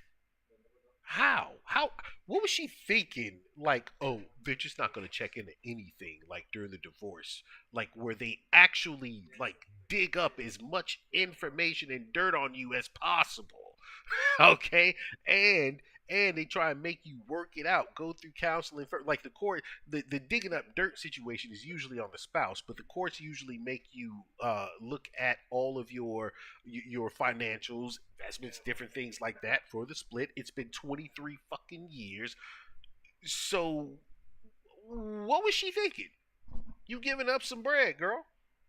Counted against her. According to the law, not disclosing the lottery win counted as fraud. In the end, she was ordered to pay all of her winnings to her now ex-husband. All these winners. Ladies and gentlemen, that ended tragically for her. But yeah. Single men, he's up. Like, yo, that motherfucker dodged a bullet and got paid for it too. Can't even be mad at him. Like, big ups to her ex-husband.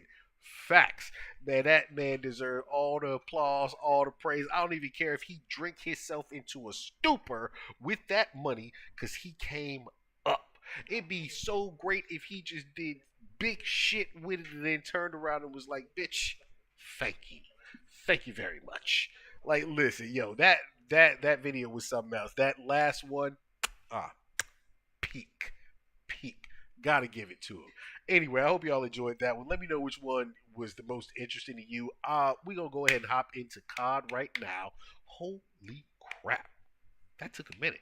But yeah, we're gonna go ahead and hop into COD right now, and then after that, more than likely just go right into Ghost of Tsushima without going into Fortnite. I kind of want to do Fortnite, get another dub, but you know what? I think we'll skip that today. Give me a few minutes. I'll be right back. Thank you all for being on, hanging out, chilling, chatting, all that good stuff. If you're on YouTube, go ahead, give a like. Most definitely feel free to subscribe and hop in the chat. And if you're on Twitch, go ahead, give a follow, subscribe, hop in the chat. All right, just give me a few minutes. I will get us going. Let me switch up. I gotta hit the bathroom. Like, I gotta blow my nose too. I'm starting to get congested and all that shit again. It's annoying.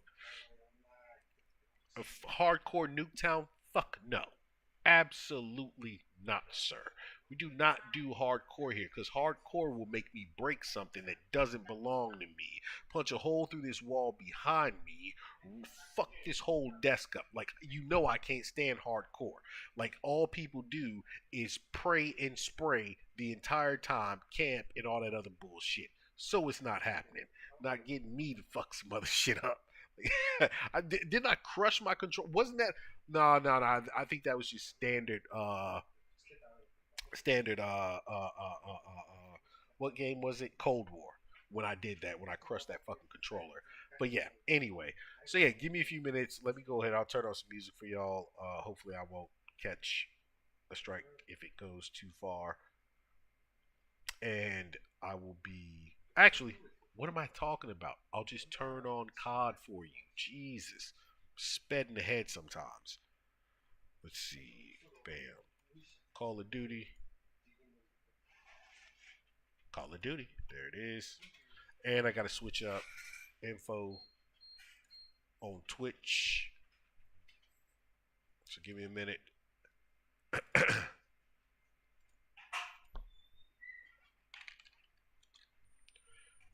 Black Ops 6. Bam.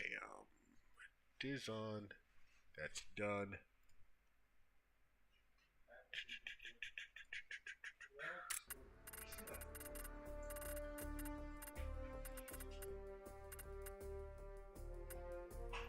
I don't want the music that loud. Alright, cool.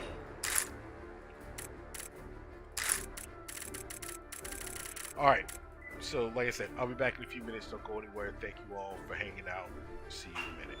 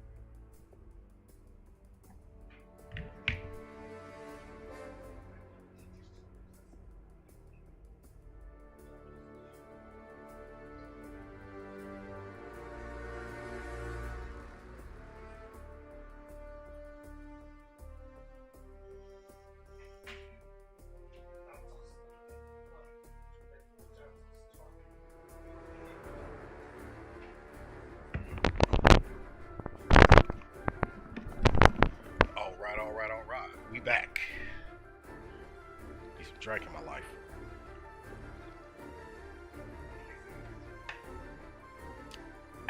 All right, cool. Deadlock. I saw you said you were gonna get in.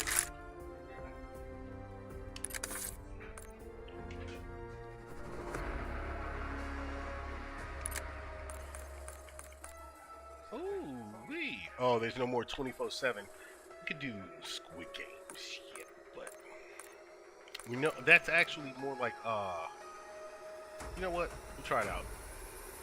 Hop in.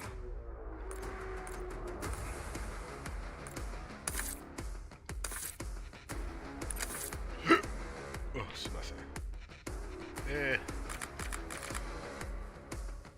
still haven't finished that double XP event.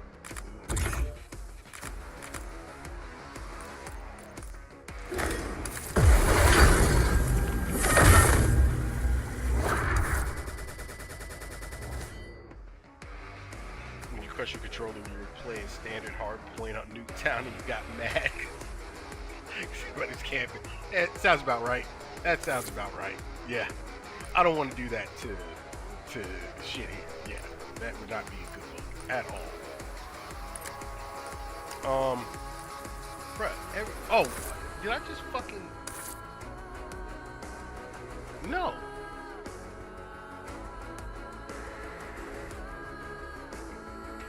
Do I have this on here? Okay, I didn't think so. Alright. I'm like, it made no sense for that to pop up. Zombies? I mean, I guess we'll go with, yeah. Play different game modes.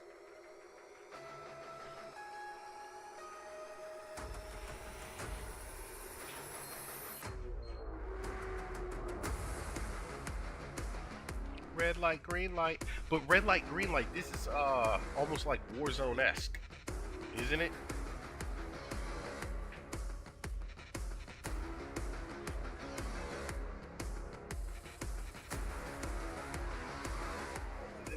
No, it's actually Squid Game's red light, green light. Oh, no shit. Okay, yeah, we're gonna check this. Alright. One of them I played it was like a Warzone sort of thing. Red light, green light.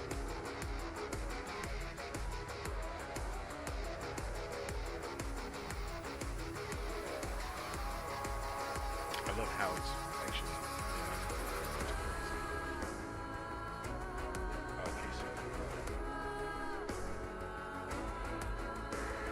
This shit is taking forever, I'll say that much.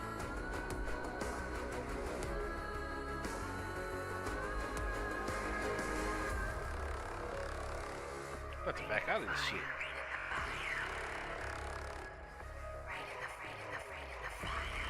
Oh, that ping is crazy.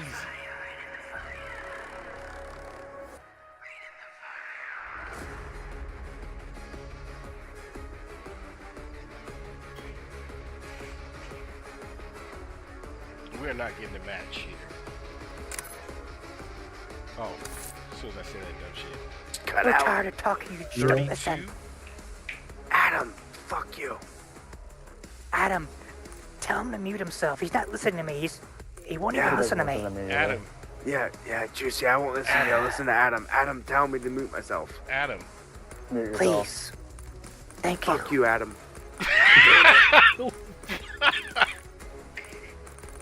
Oh, nigga, I'm done. If you have the microphone, say something. You're gonna keep losing. You keep saying If you have juicy. the microphone, Another race. Wait till you finish the question. Like, don't say juicy. This is crazy. 82. Whoever this person is talking, they need to shut up. They need to turn their mic down. Hey, no. I'm gonna scream now. 2025. Fuck that. Scream. Hey, good for you. Ooh, Scream. you're licking the asshole? You're licking I the wanna watch asshole? everybody get Holy shot. shit. Who's deep throating the fucking mic? Take a joke. Go! Oh my god, you're going Right deeper. now. Mute yourself. Juicy. Mute yourself. Stop saying juicy. Mute yourself. Whipping that on that bitch.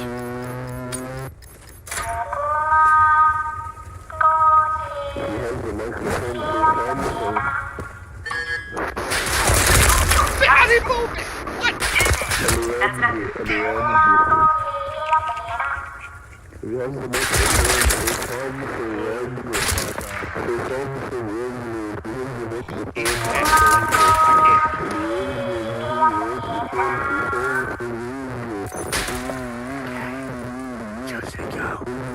Okay.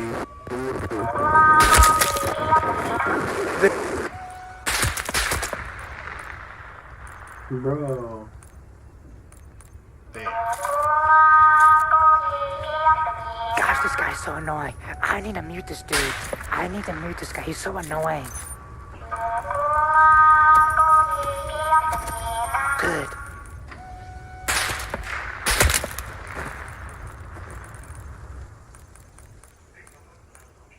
The diddler. Wow. Can I back out of this shit? Yeah. Yo. I didn't move, so I guess you can't even talk.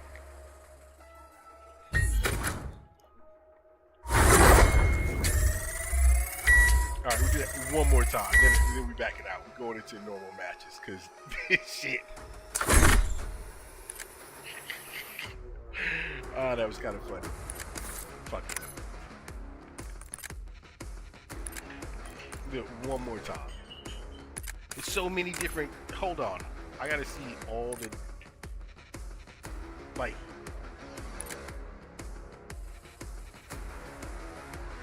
Squid Game Mosh Pit?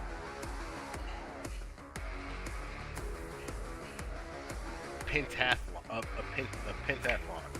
Okay, so we'll try red light, green light one more time, go into the pentathlon, and then check out the mosh pit. But is the hey yo, Deadlock, is the mosh pit just all the different, like these different ones in it? No actual like shooting? No wonder it takes so long to load in. It's waiting for fucking jeez. Whole new squad every time.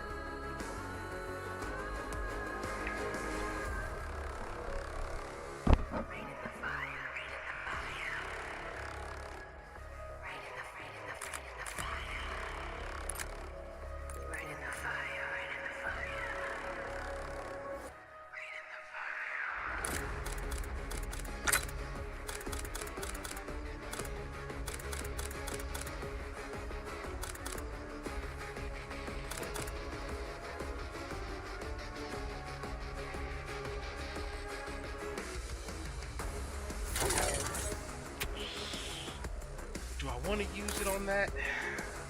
What do I want to use it on, actually? I can't use it on any of these, which kind of sucks. And that's really the only thing I could use it on right now is Syntax. Yo, this is taking too long. I'm about done waiting for this shit.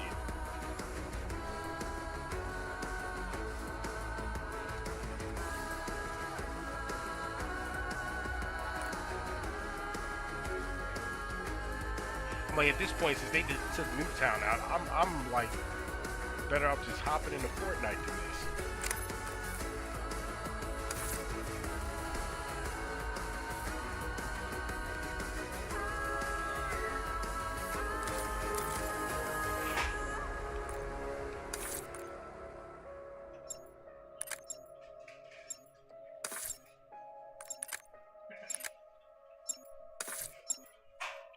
I shouldn't have had it muted. I thought it was.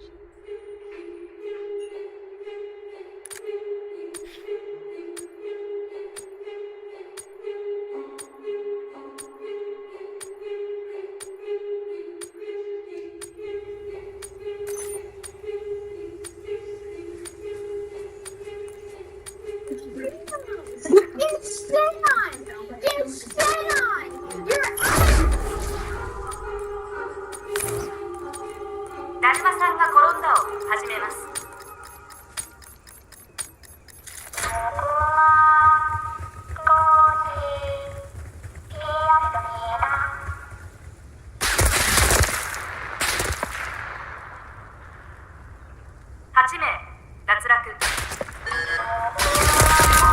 Ah, I started too soon.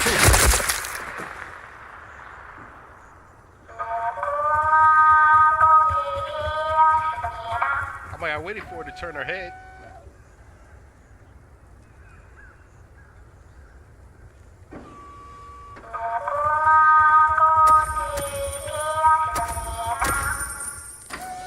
Okay.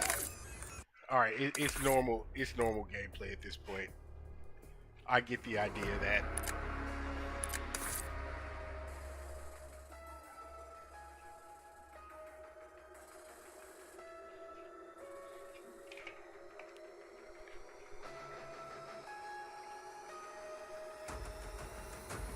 I'm like, if I had the patience or the time to do that for a little bit, I would actually do it, but it's not the goal today.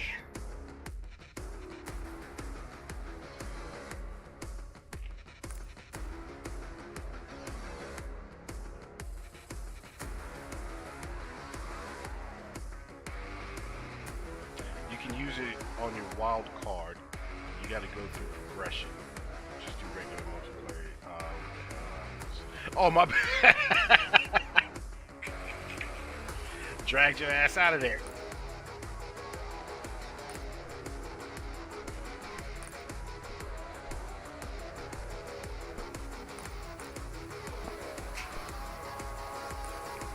Of course, I'm getting hungry right now too. God damn. I ate like that. I really wanted to eat Thai food, but I just figured the spice and the soup will actually help.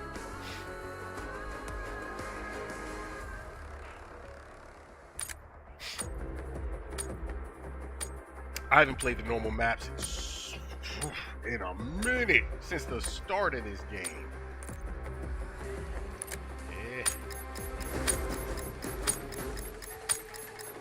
フェイスオフスキルコンファーム。命令は絶対だ。やり遂げろ。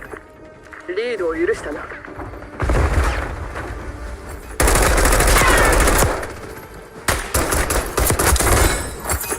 Had to bust a move on it.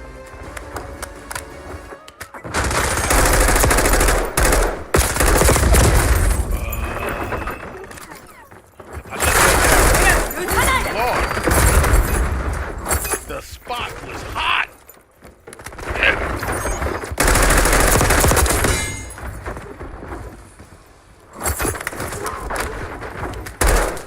Son of a bitch! It pulled out the knife.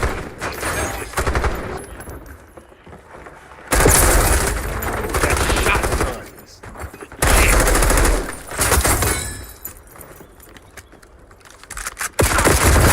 Marriage. This is a small ass map. Or this area just behind it.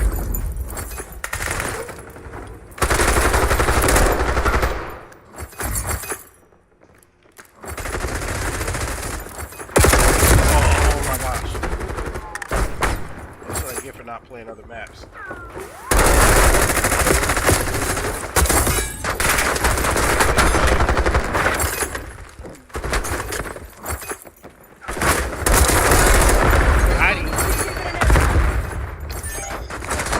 Oh no, this is just a small map. Holy crap! I didn't realize it was like this.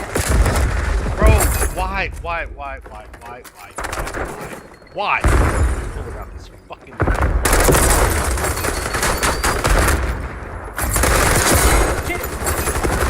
like it's spawned and died this bitch, for real.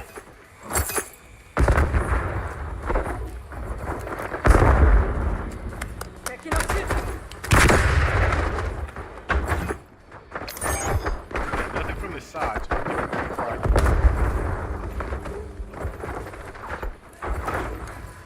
Got a bad feeling.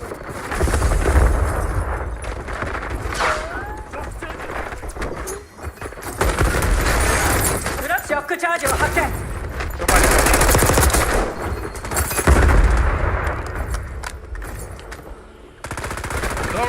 cover me.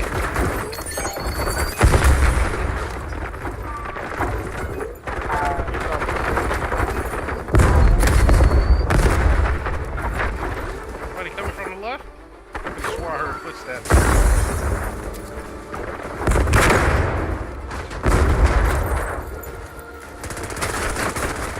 Uh-oh. Shit's hot. スプリングマインを発見。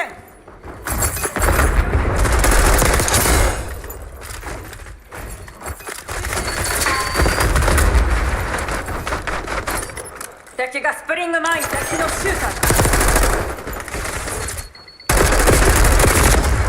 あ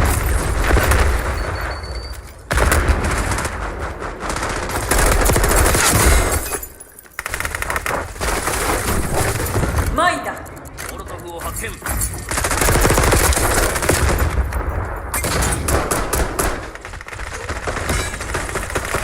ラッシュバン。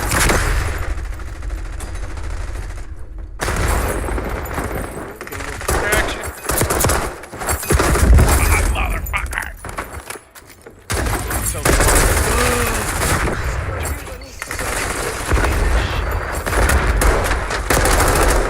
that is a game. ショックチャージを発見。Good jump off.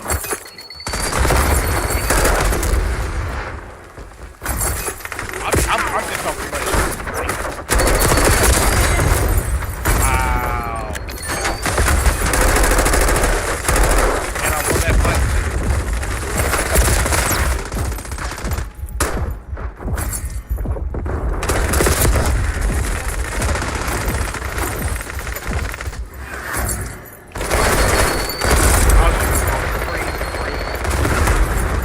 Frame battle.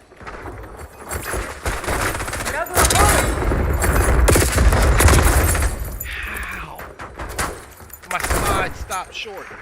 I stopped short. もう時間がない。仕上げにかかれ。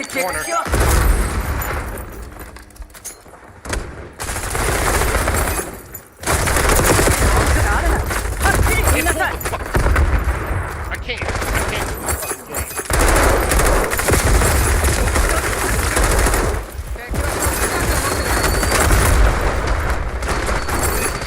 Crazy fast.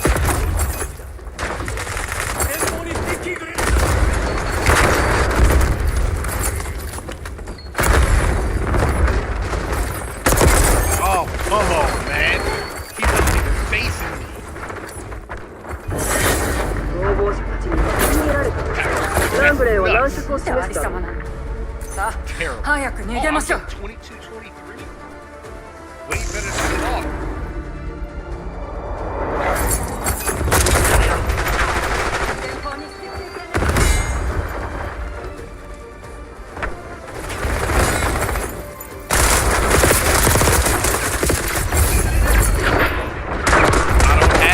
I don't have stim shots. Stupid.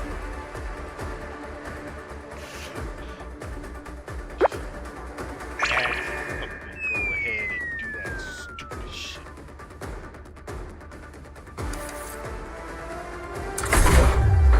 Prestige, they said.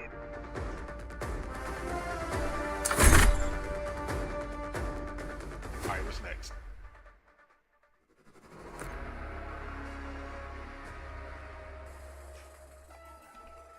Nah, I legit need something right now. Oh my gosh.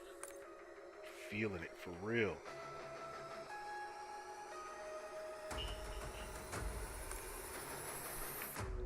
Grab like a bag of chips real quick. I don't know. I don't know any of these maps anymore.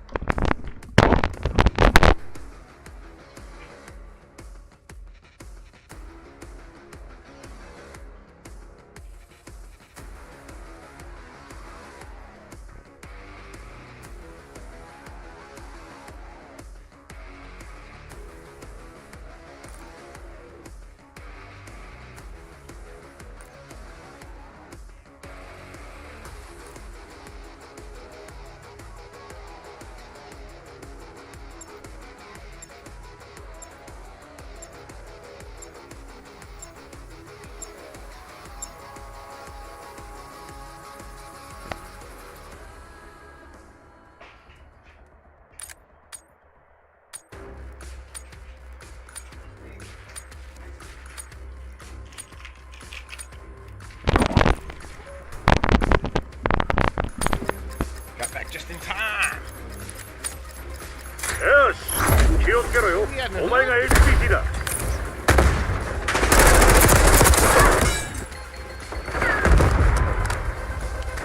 Somebody outside.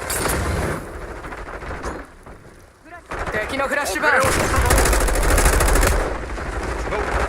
Make a move.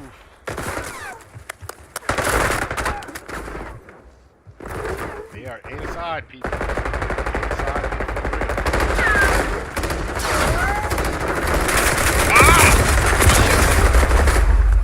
Help me.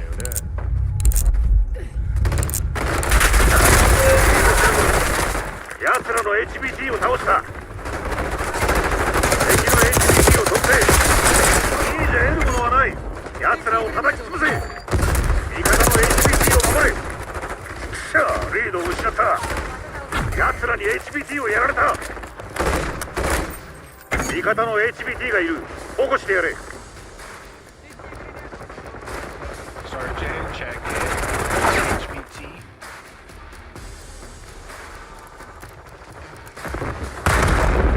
Little high value target just HPT が撃たれてる守り抜くんだ I don't know why. HPT を排除された銀河王鵬ね敵のグレネー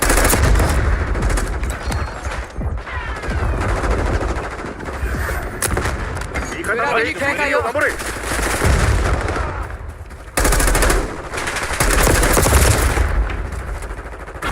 I let that man run 敵 past の HPT ダウン HPT が撃たれてる繰り返す HPT が撃たれてる second I look legit. 奴らに HPT をやられた敵の私がお HPT 前を見を発見逃すとでも思ったのか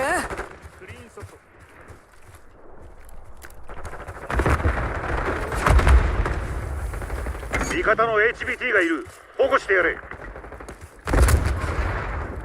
Whole crooked ass building. Cracked in.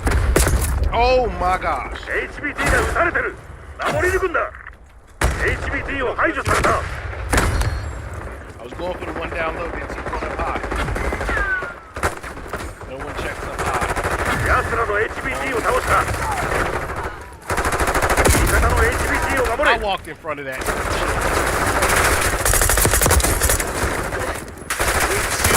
Yeah, HPT が撃たれ he てる shooting somebody else and hit me. HPT が撃たれてる奴らに HPT をやられた敵の HPT を取って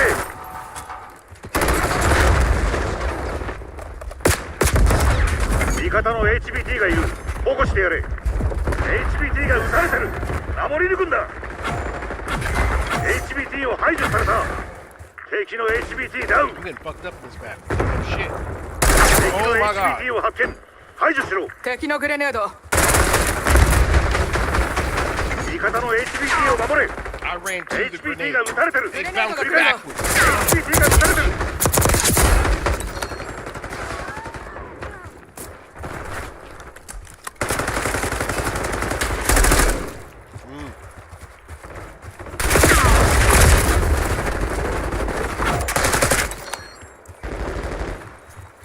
奴らに HPT をやられた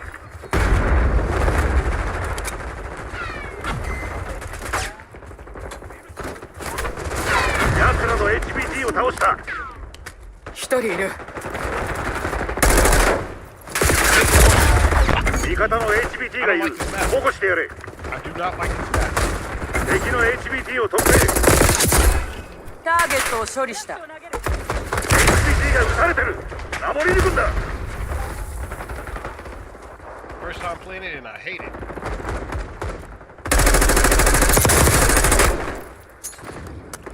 楽しんで How did that not reach? 敵の HPT ダウン敵のスクランブラーを破壊フラグに警戒を HPT が撃たれてる敵の HPT を発見排除しろ HPT を排除された How 味 did 方の that die? HPT を Get 守 the れ fuck out of here.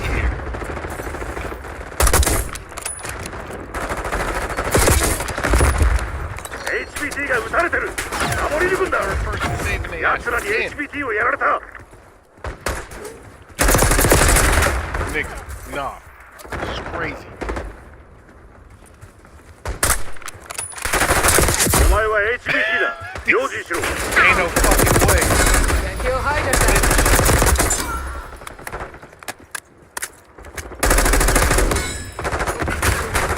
Somebody back there again. Shoot.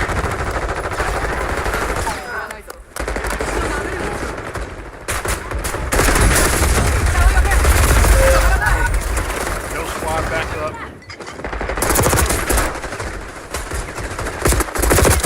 味方の HBT がいる。保護してやれ。 Bang, bang.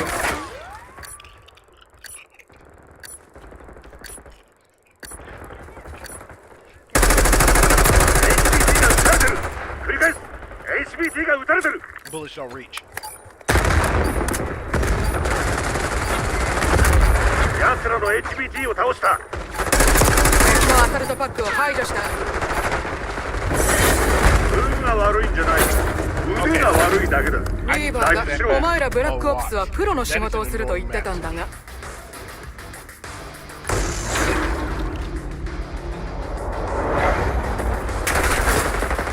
I got ripped apart.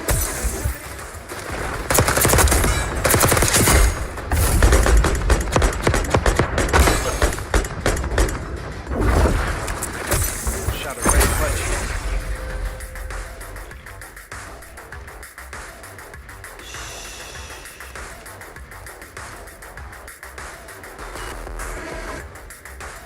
All good, Scope. No problem, boy. I'm just playing maps I don't know on COD right now, which is all of them. Nuketown.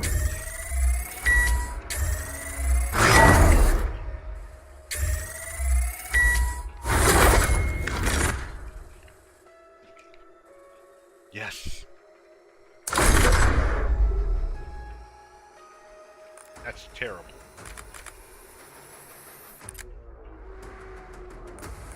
Fucking got it.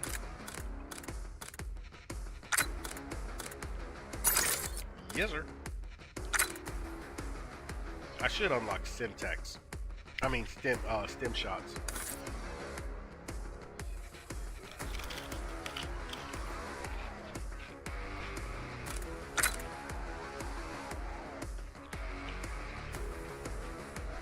Hit the impact grenade.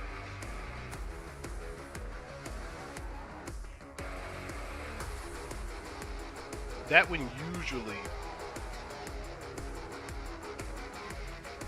is a good one in most maps, but I'll forever prefer Semtex, sticky grenades.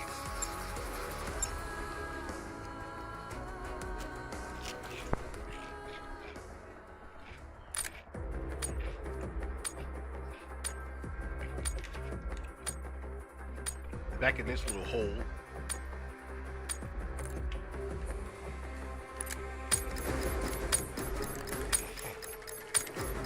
Face of domination. 目標確保。B を確保開始。チャーリーを確保。リードしている。任務を続行しろ。ブラボーを確保。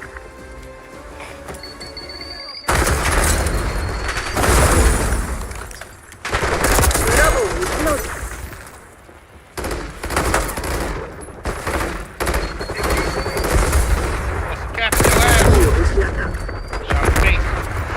Shot twice and died.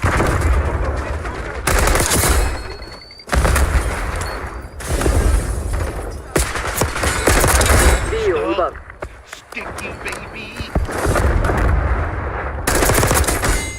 B を占拠。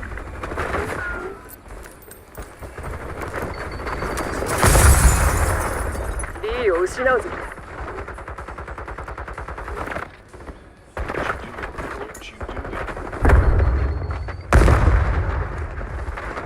アルファ開始。前方にスティッキーグレネード。ブラボーを失った。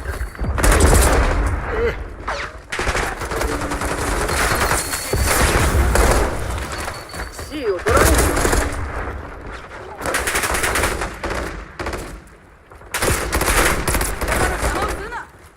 敵だ。ターゲット。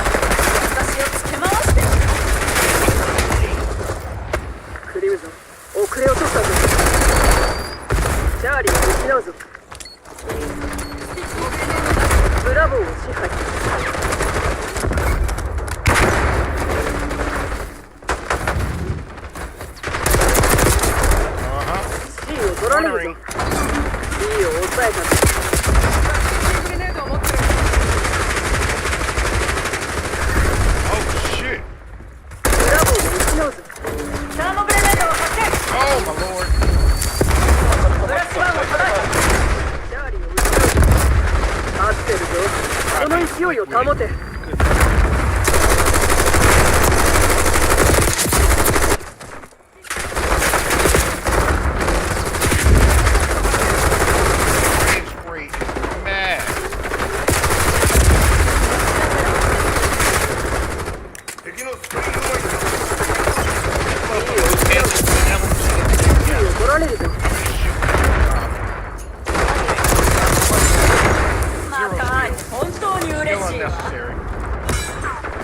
チャーリーを失うぞ。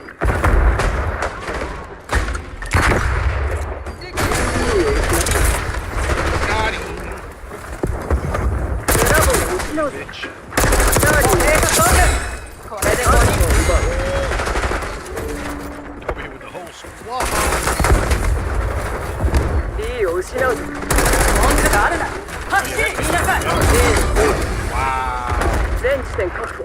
持ち場を守れ。C を取られるぞ。ブラボーを失うぞ。全ゾーンを失うぞ。ここまで。D を失った。ブラボーを取りに行く。ここは私が取る。アルファを失うぞ。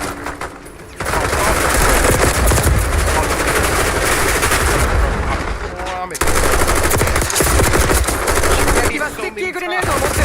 A を失うぞ。ショックチャージを特定。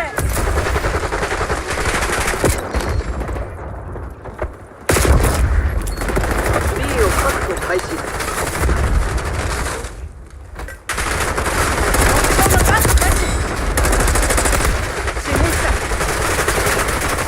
Headshot at that. Oh my god, this game. チャーリーを失うぞ。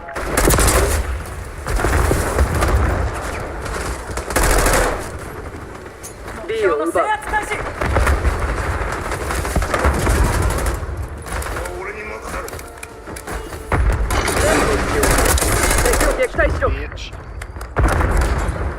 Because they all sit there trying to. A を失った。Oh, I forgot it was the wrong time. Oh, I thought that was bad.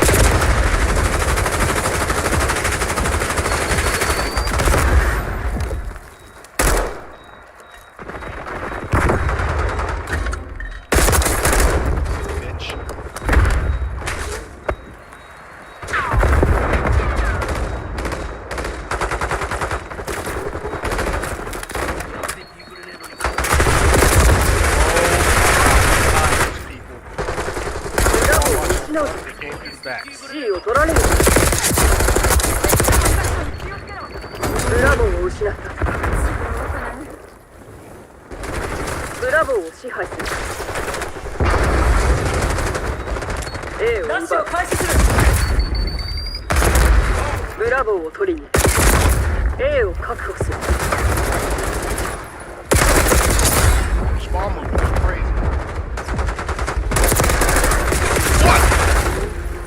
アルファを出す。 Every shot was in her face. She's still laying there? Is our team still there? 全ゾーンを確保する。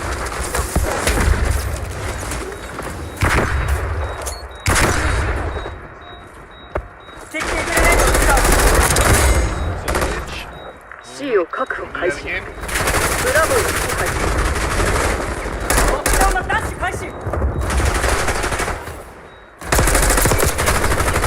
アルファを失うぞ。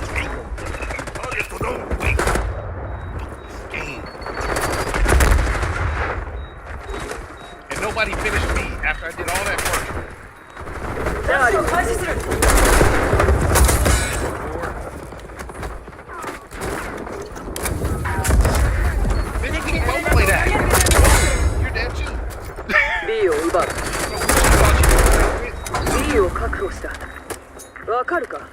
崩壊寸前だ。追い込め。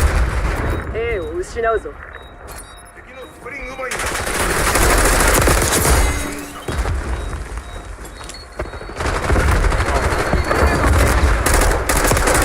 How did that finish her? How did that not finish her? She walked right into it. スティッキーグレネード。 Oh, I'm out of 完 here. 全にやってのけたな。初めから奴らに勝ち目はなかった。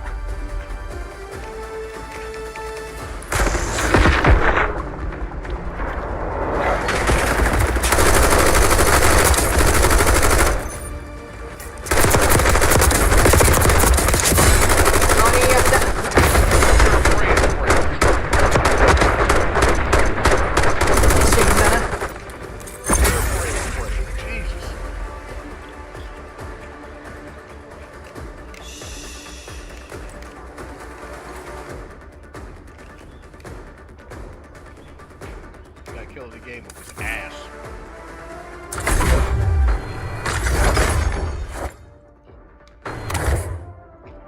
Ooh, that's clean.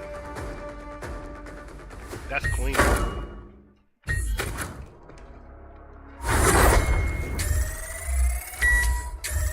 That map legitimately calls for a shotgun. Yeah, he took out the entire team 2 times, spraying. Such a small map, you just immediately spawn and die.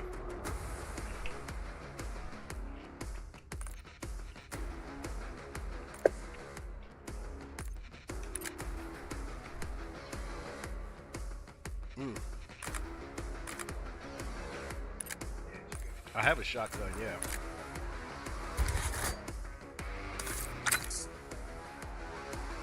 I could have swore.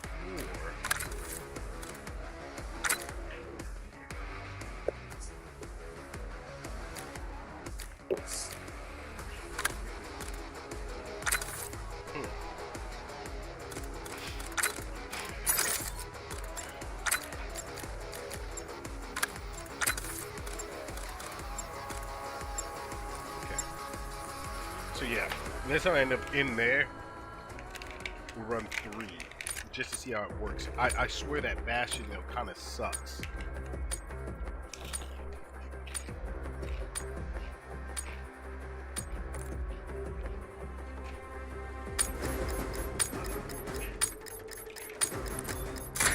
Base of kill confirmed. 隠れても無駄。コーチが導入された。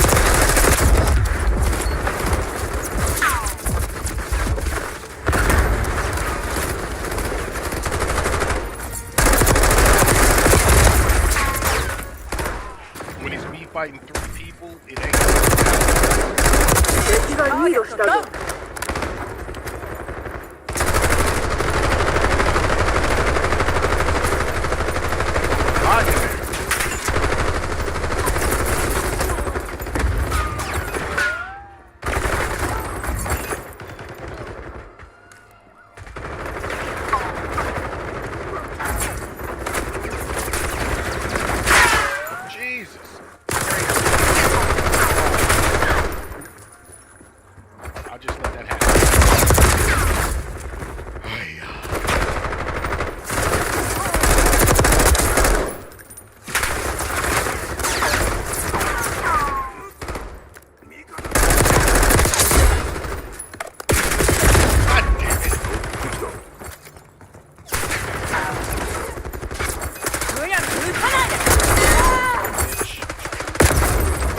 Gosh.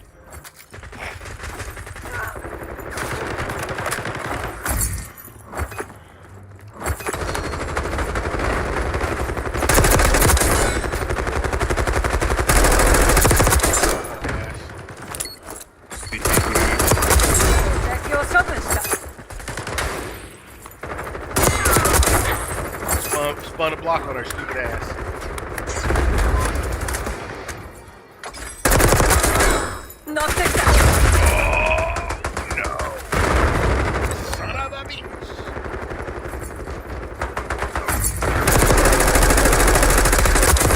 Literally spun the block on her ass. That was hilarious. Honestly, that deserves a clip.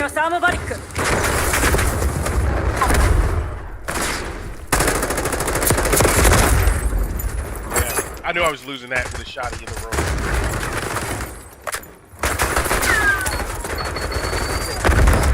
Oh, I thought I thought the other one was out of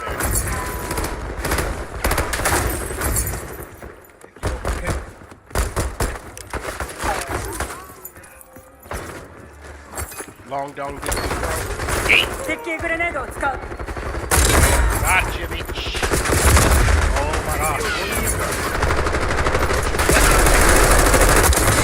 どういうつもり敵がスプリングマインを仕掛けてる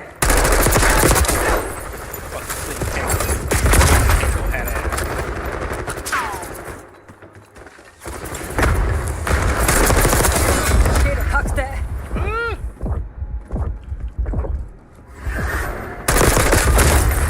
No! That silly bitch is dead!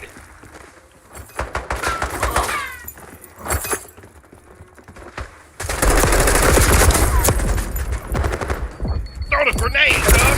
How you gonna throw it late? I threw it while I was in mid jump. He's supposed to be able to do that.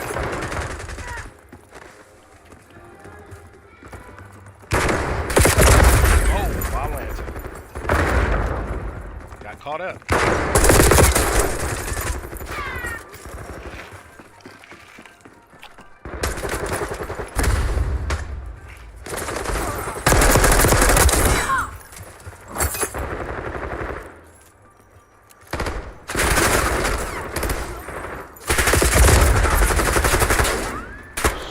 Son of a bitch. モロコフを発見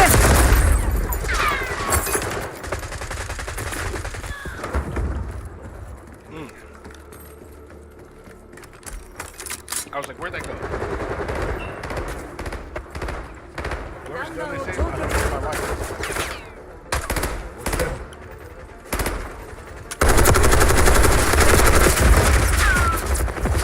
Yeah, I don't like it.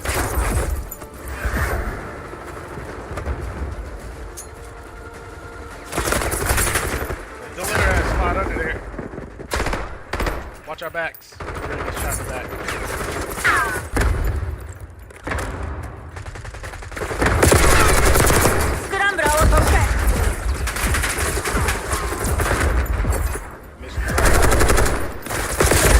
I got shot in the back. I got shot in the back. 時間がない集中してターゲットを確保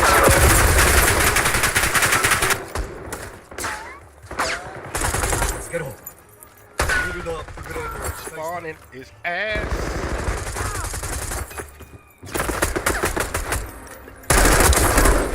Bitch.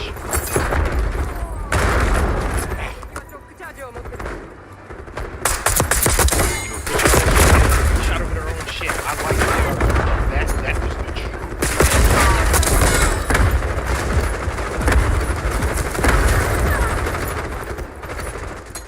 前方にスティッキーグレネード これでアイコね Stab that bitch. Pulled out the knife. Stab her. That's what we do. スティッキーグレネードを起動 Stuck her. Stuck her. That is the coldest stick ever. I'm telling you. That's a highlight. 最寄りの回収地点に向かい Highlight. 私は報告をしなければこちらグレ Stuck her 負 ass. 傷者がいる早く迎えをよこして Bullshit. How? I spun back on him. Like, around the block. Blah, blah. She has an SMG. And she's running the block. Yeah. Nani yatta. Always hated that. You got an SMG running around doing crazy shit, they gonna give you that last kill. Me, I'm jumping shit, sliding around, putting the spin back, throwing grenades across.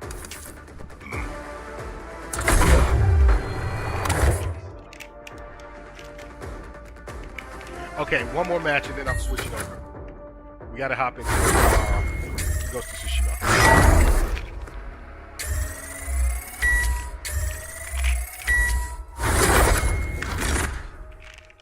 Honestly, I should be ending the stream right now.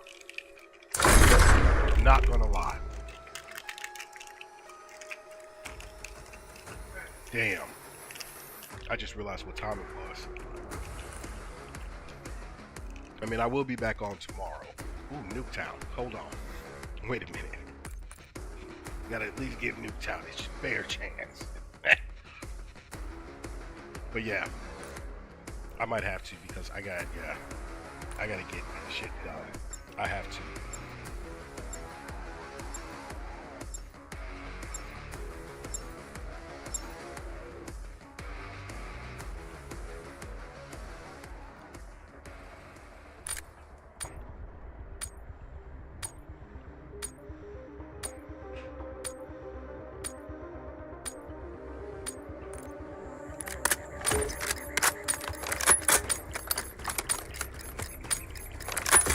ハードポイント同盟を返上したいなら今がその時だ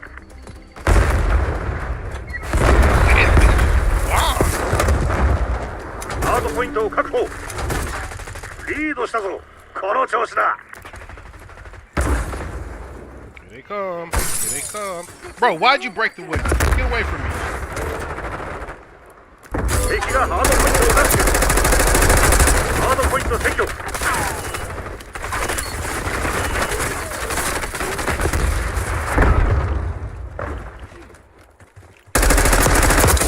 I knew that motherfucker was gonna come around there.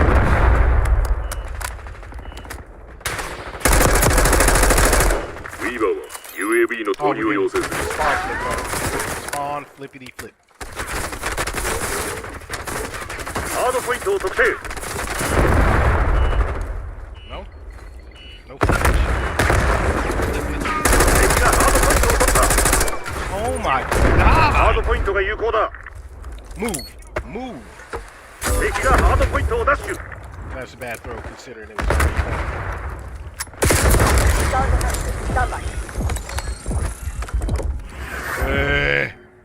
That worked スカウト out. パルスのスキャン開始 Slapped his ass in the back of the neck. ハードポイント Oh を確保 lord! Have mercy. 敵がハードポイントを取った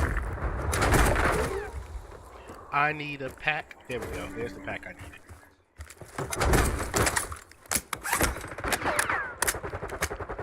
Okay. Okay. Do I want to let them flip? Do I want this to flip or no? 敵がハードポイントを奪取タコム UAV を搭載 Stupid. ハードポイントを識別した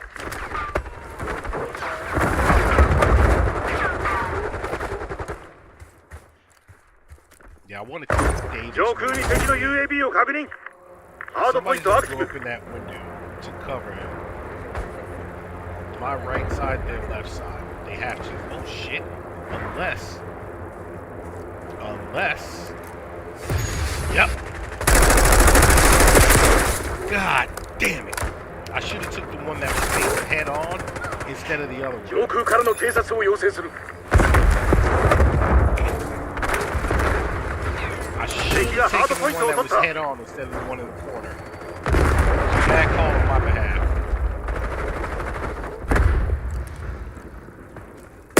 Oh! How did somebody get in the fucking building with me if I got two people in the back? ハードラーが Motherfucker. LDPR を要請するデッキーグレネードをやるよ楽しんハードでポイントを特 Now I 定 gotta go and put in more. ハードポイント占拠 Gotta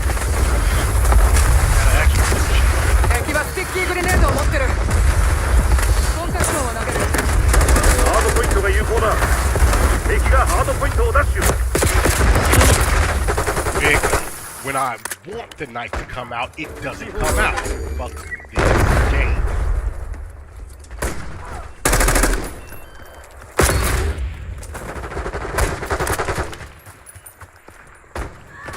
Move! Slow ass. Knew somebody was on that table. Knew somebody was on that goddamn table. 敵のトロフィーシステムを排除どうした負けてるぞアサルトパックを破壊した。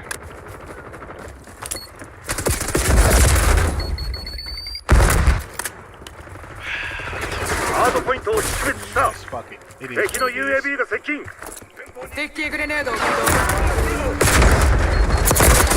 片付けてハードポイントアクティブ。ハードポイントを確保。 Silly bitch.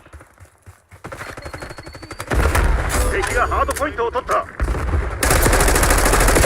Why am I stuck on the wall?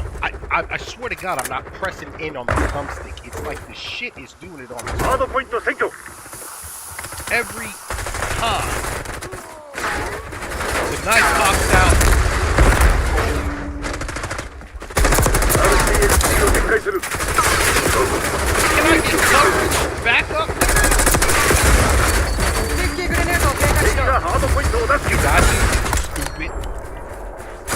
Can't get no coverage in this game.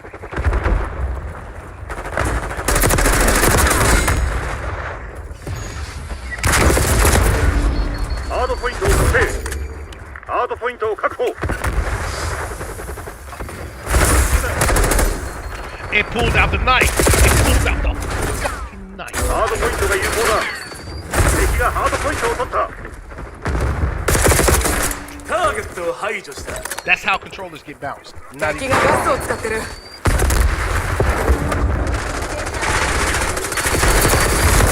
Dead. Your friend's gonna die next.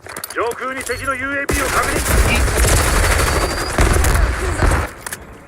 How's our team this fucking dumb? ハードポイント Bad. 占拠。 You can't even take the spot. They're in obvious spots. Somebody just 敵を went 発 out 見。 there. 敵がハードポイントをダッシュ。ハードポイントを確保。 Bitch.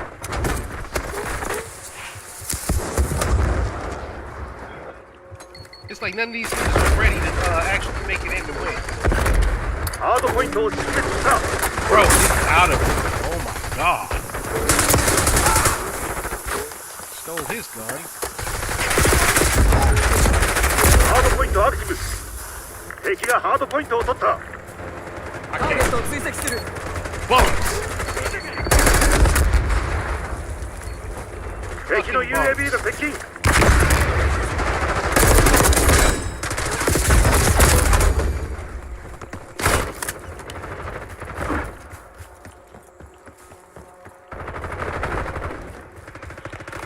敵グレネードを起動する。ハードポイント Oh, を I 占 was 拠。 hoping that shit pulled off too. 俺の座標にナパームストライクを展開しろ。 And it's the fucking knife.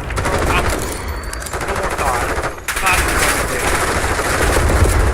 Nah, I'm gonna finish. I'm going to finish my shit right now. ハードポイントを特定。 Yo.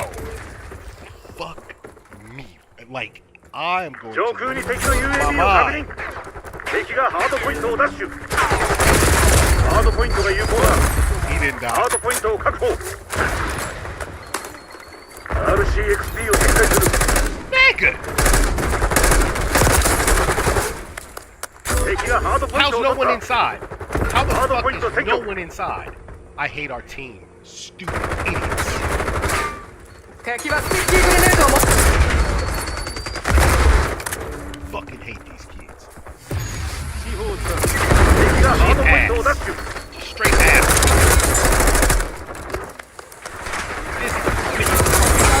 This よう、久しぶりだな。ハードポイントを元確保気だったか？スカウトパレットを起動。 This 敵がハードポイン is トを such 取 a った。 fucking thing. ハードポイント占拠。ハードポイントを識別した。敵がハードポイントをダッシュ。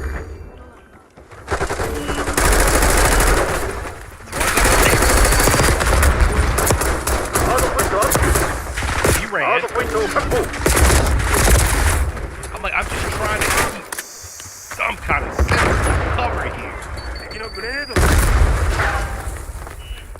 Random as fuck. 優位に立ったぞ。 Oh my god. How? Why? What is this? Sad fuck. UAV の投入を要請する。敵がハードポイントを取った。借りは必ず返せって。 I mean, they couldn't even hold it for that short period. Nigga, what is wrong with our squad? ダメだな。アドバンテージを失った。 The most ass team I've ever seen. ハードポイント占拠。ハードポイントを特定。敵がハードポイントをダッシュ。I know, and I know there's two things ハー outside. ドポイントが有効だ。ハードポイントを確保。 Bro, why would you leave? Why would you leave the spot? Moron. This shit is nuts.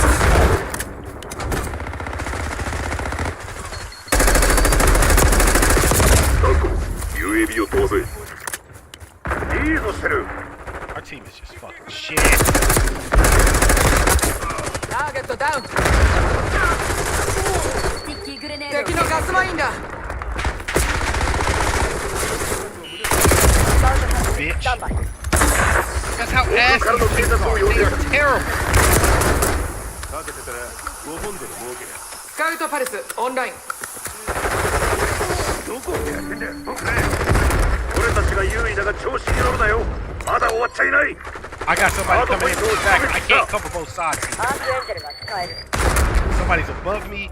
Somebody's gonna try and come in through the backside here. ハードポイントアクティブ。 We got no real 敵がハード coverage. ポイントを取った。マークした位置にナバームストライクを要請する。アークエンジェルを発射する。ハードポイント占拠。 Silly motherfucker. Can we take the hard point? 敵がハードポイントを奪取。 Our team. アドラーが Our team. Our LDPR を team. 要請する。 Can't stress that enough. ハードポイントを確保。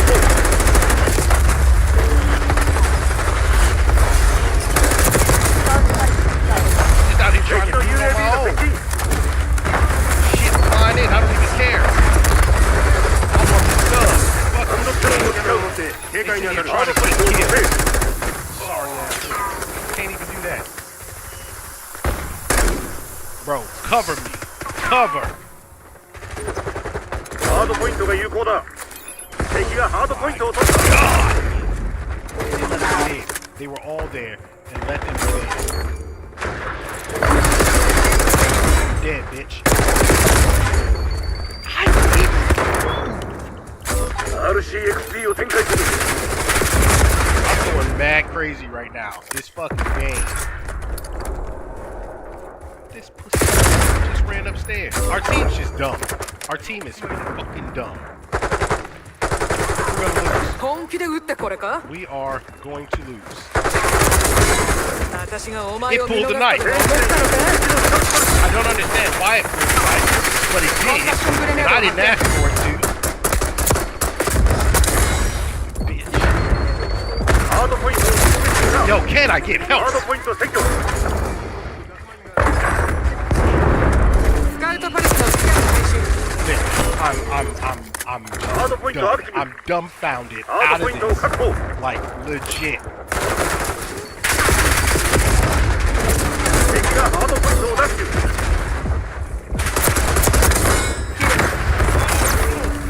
RCXD を展開す Bro, る。 no help. 上空からの偵察を要請する。赤バウンスにハードポイント占拠。敵がハードポイントを取った。 This is not hard to win. デッキグレネードをやるよ。楽しんで。敵がハードポイントを奪取。 I ran in there with all of them just to try and help. Can we get some cover? People. ハードポイント占拠。 Dude, there's two of you there. UAV を展開しろ。ハードポイントを特定。 We lost. 敵がハードポイントを取った。ブラックオプス、帰還しろ。お前たちとは最初から話し合いが必奴らの罠に要だ。はまってたんだ。 Every one of these motherfuckers are terrible. Every one of them. Just straight ass. 前方にスティッキーグレネード。 We can obviously.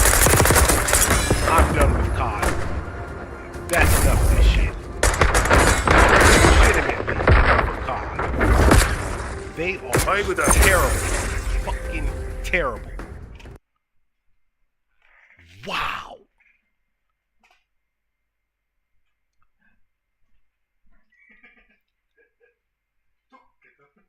If you can't tell, I was pissed.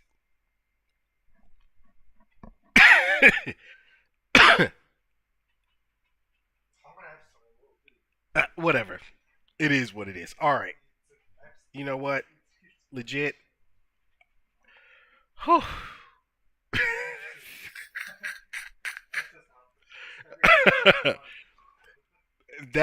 It's been a while since I've been that fucking mad. Actually mad over that team.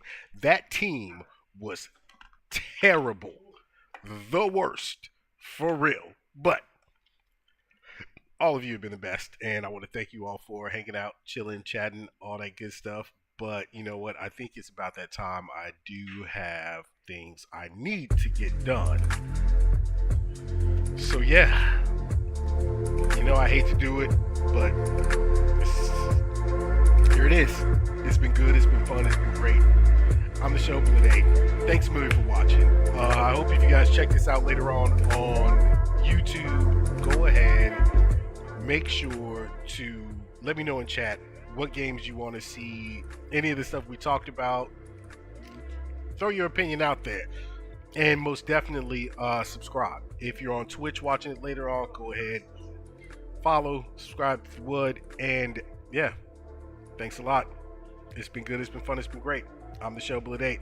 Time for me to get back to life. So on that note, I'm out. Peace.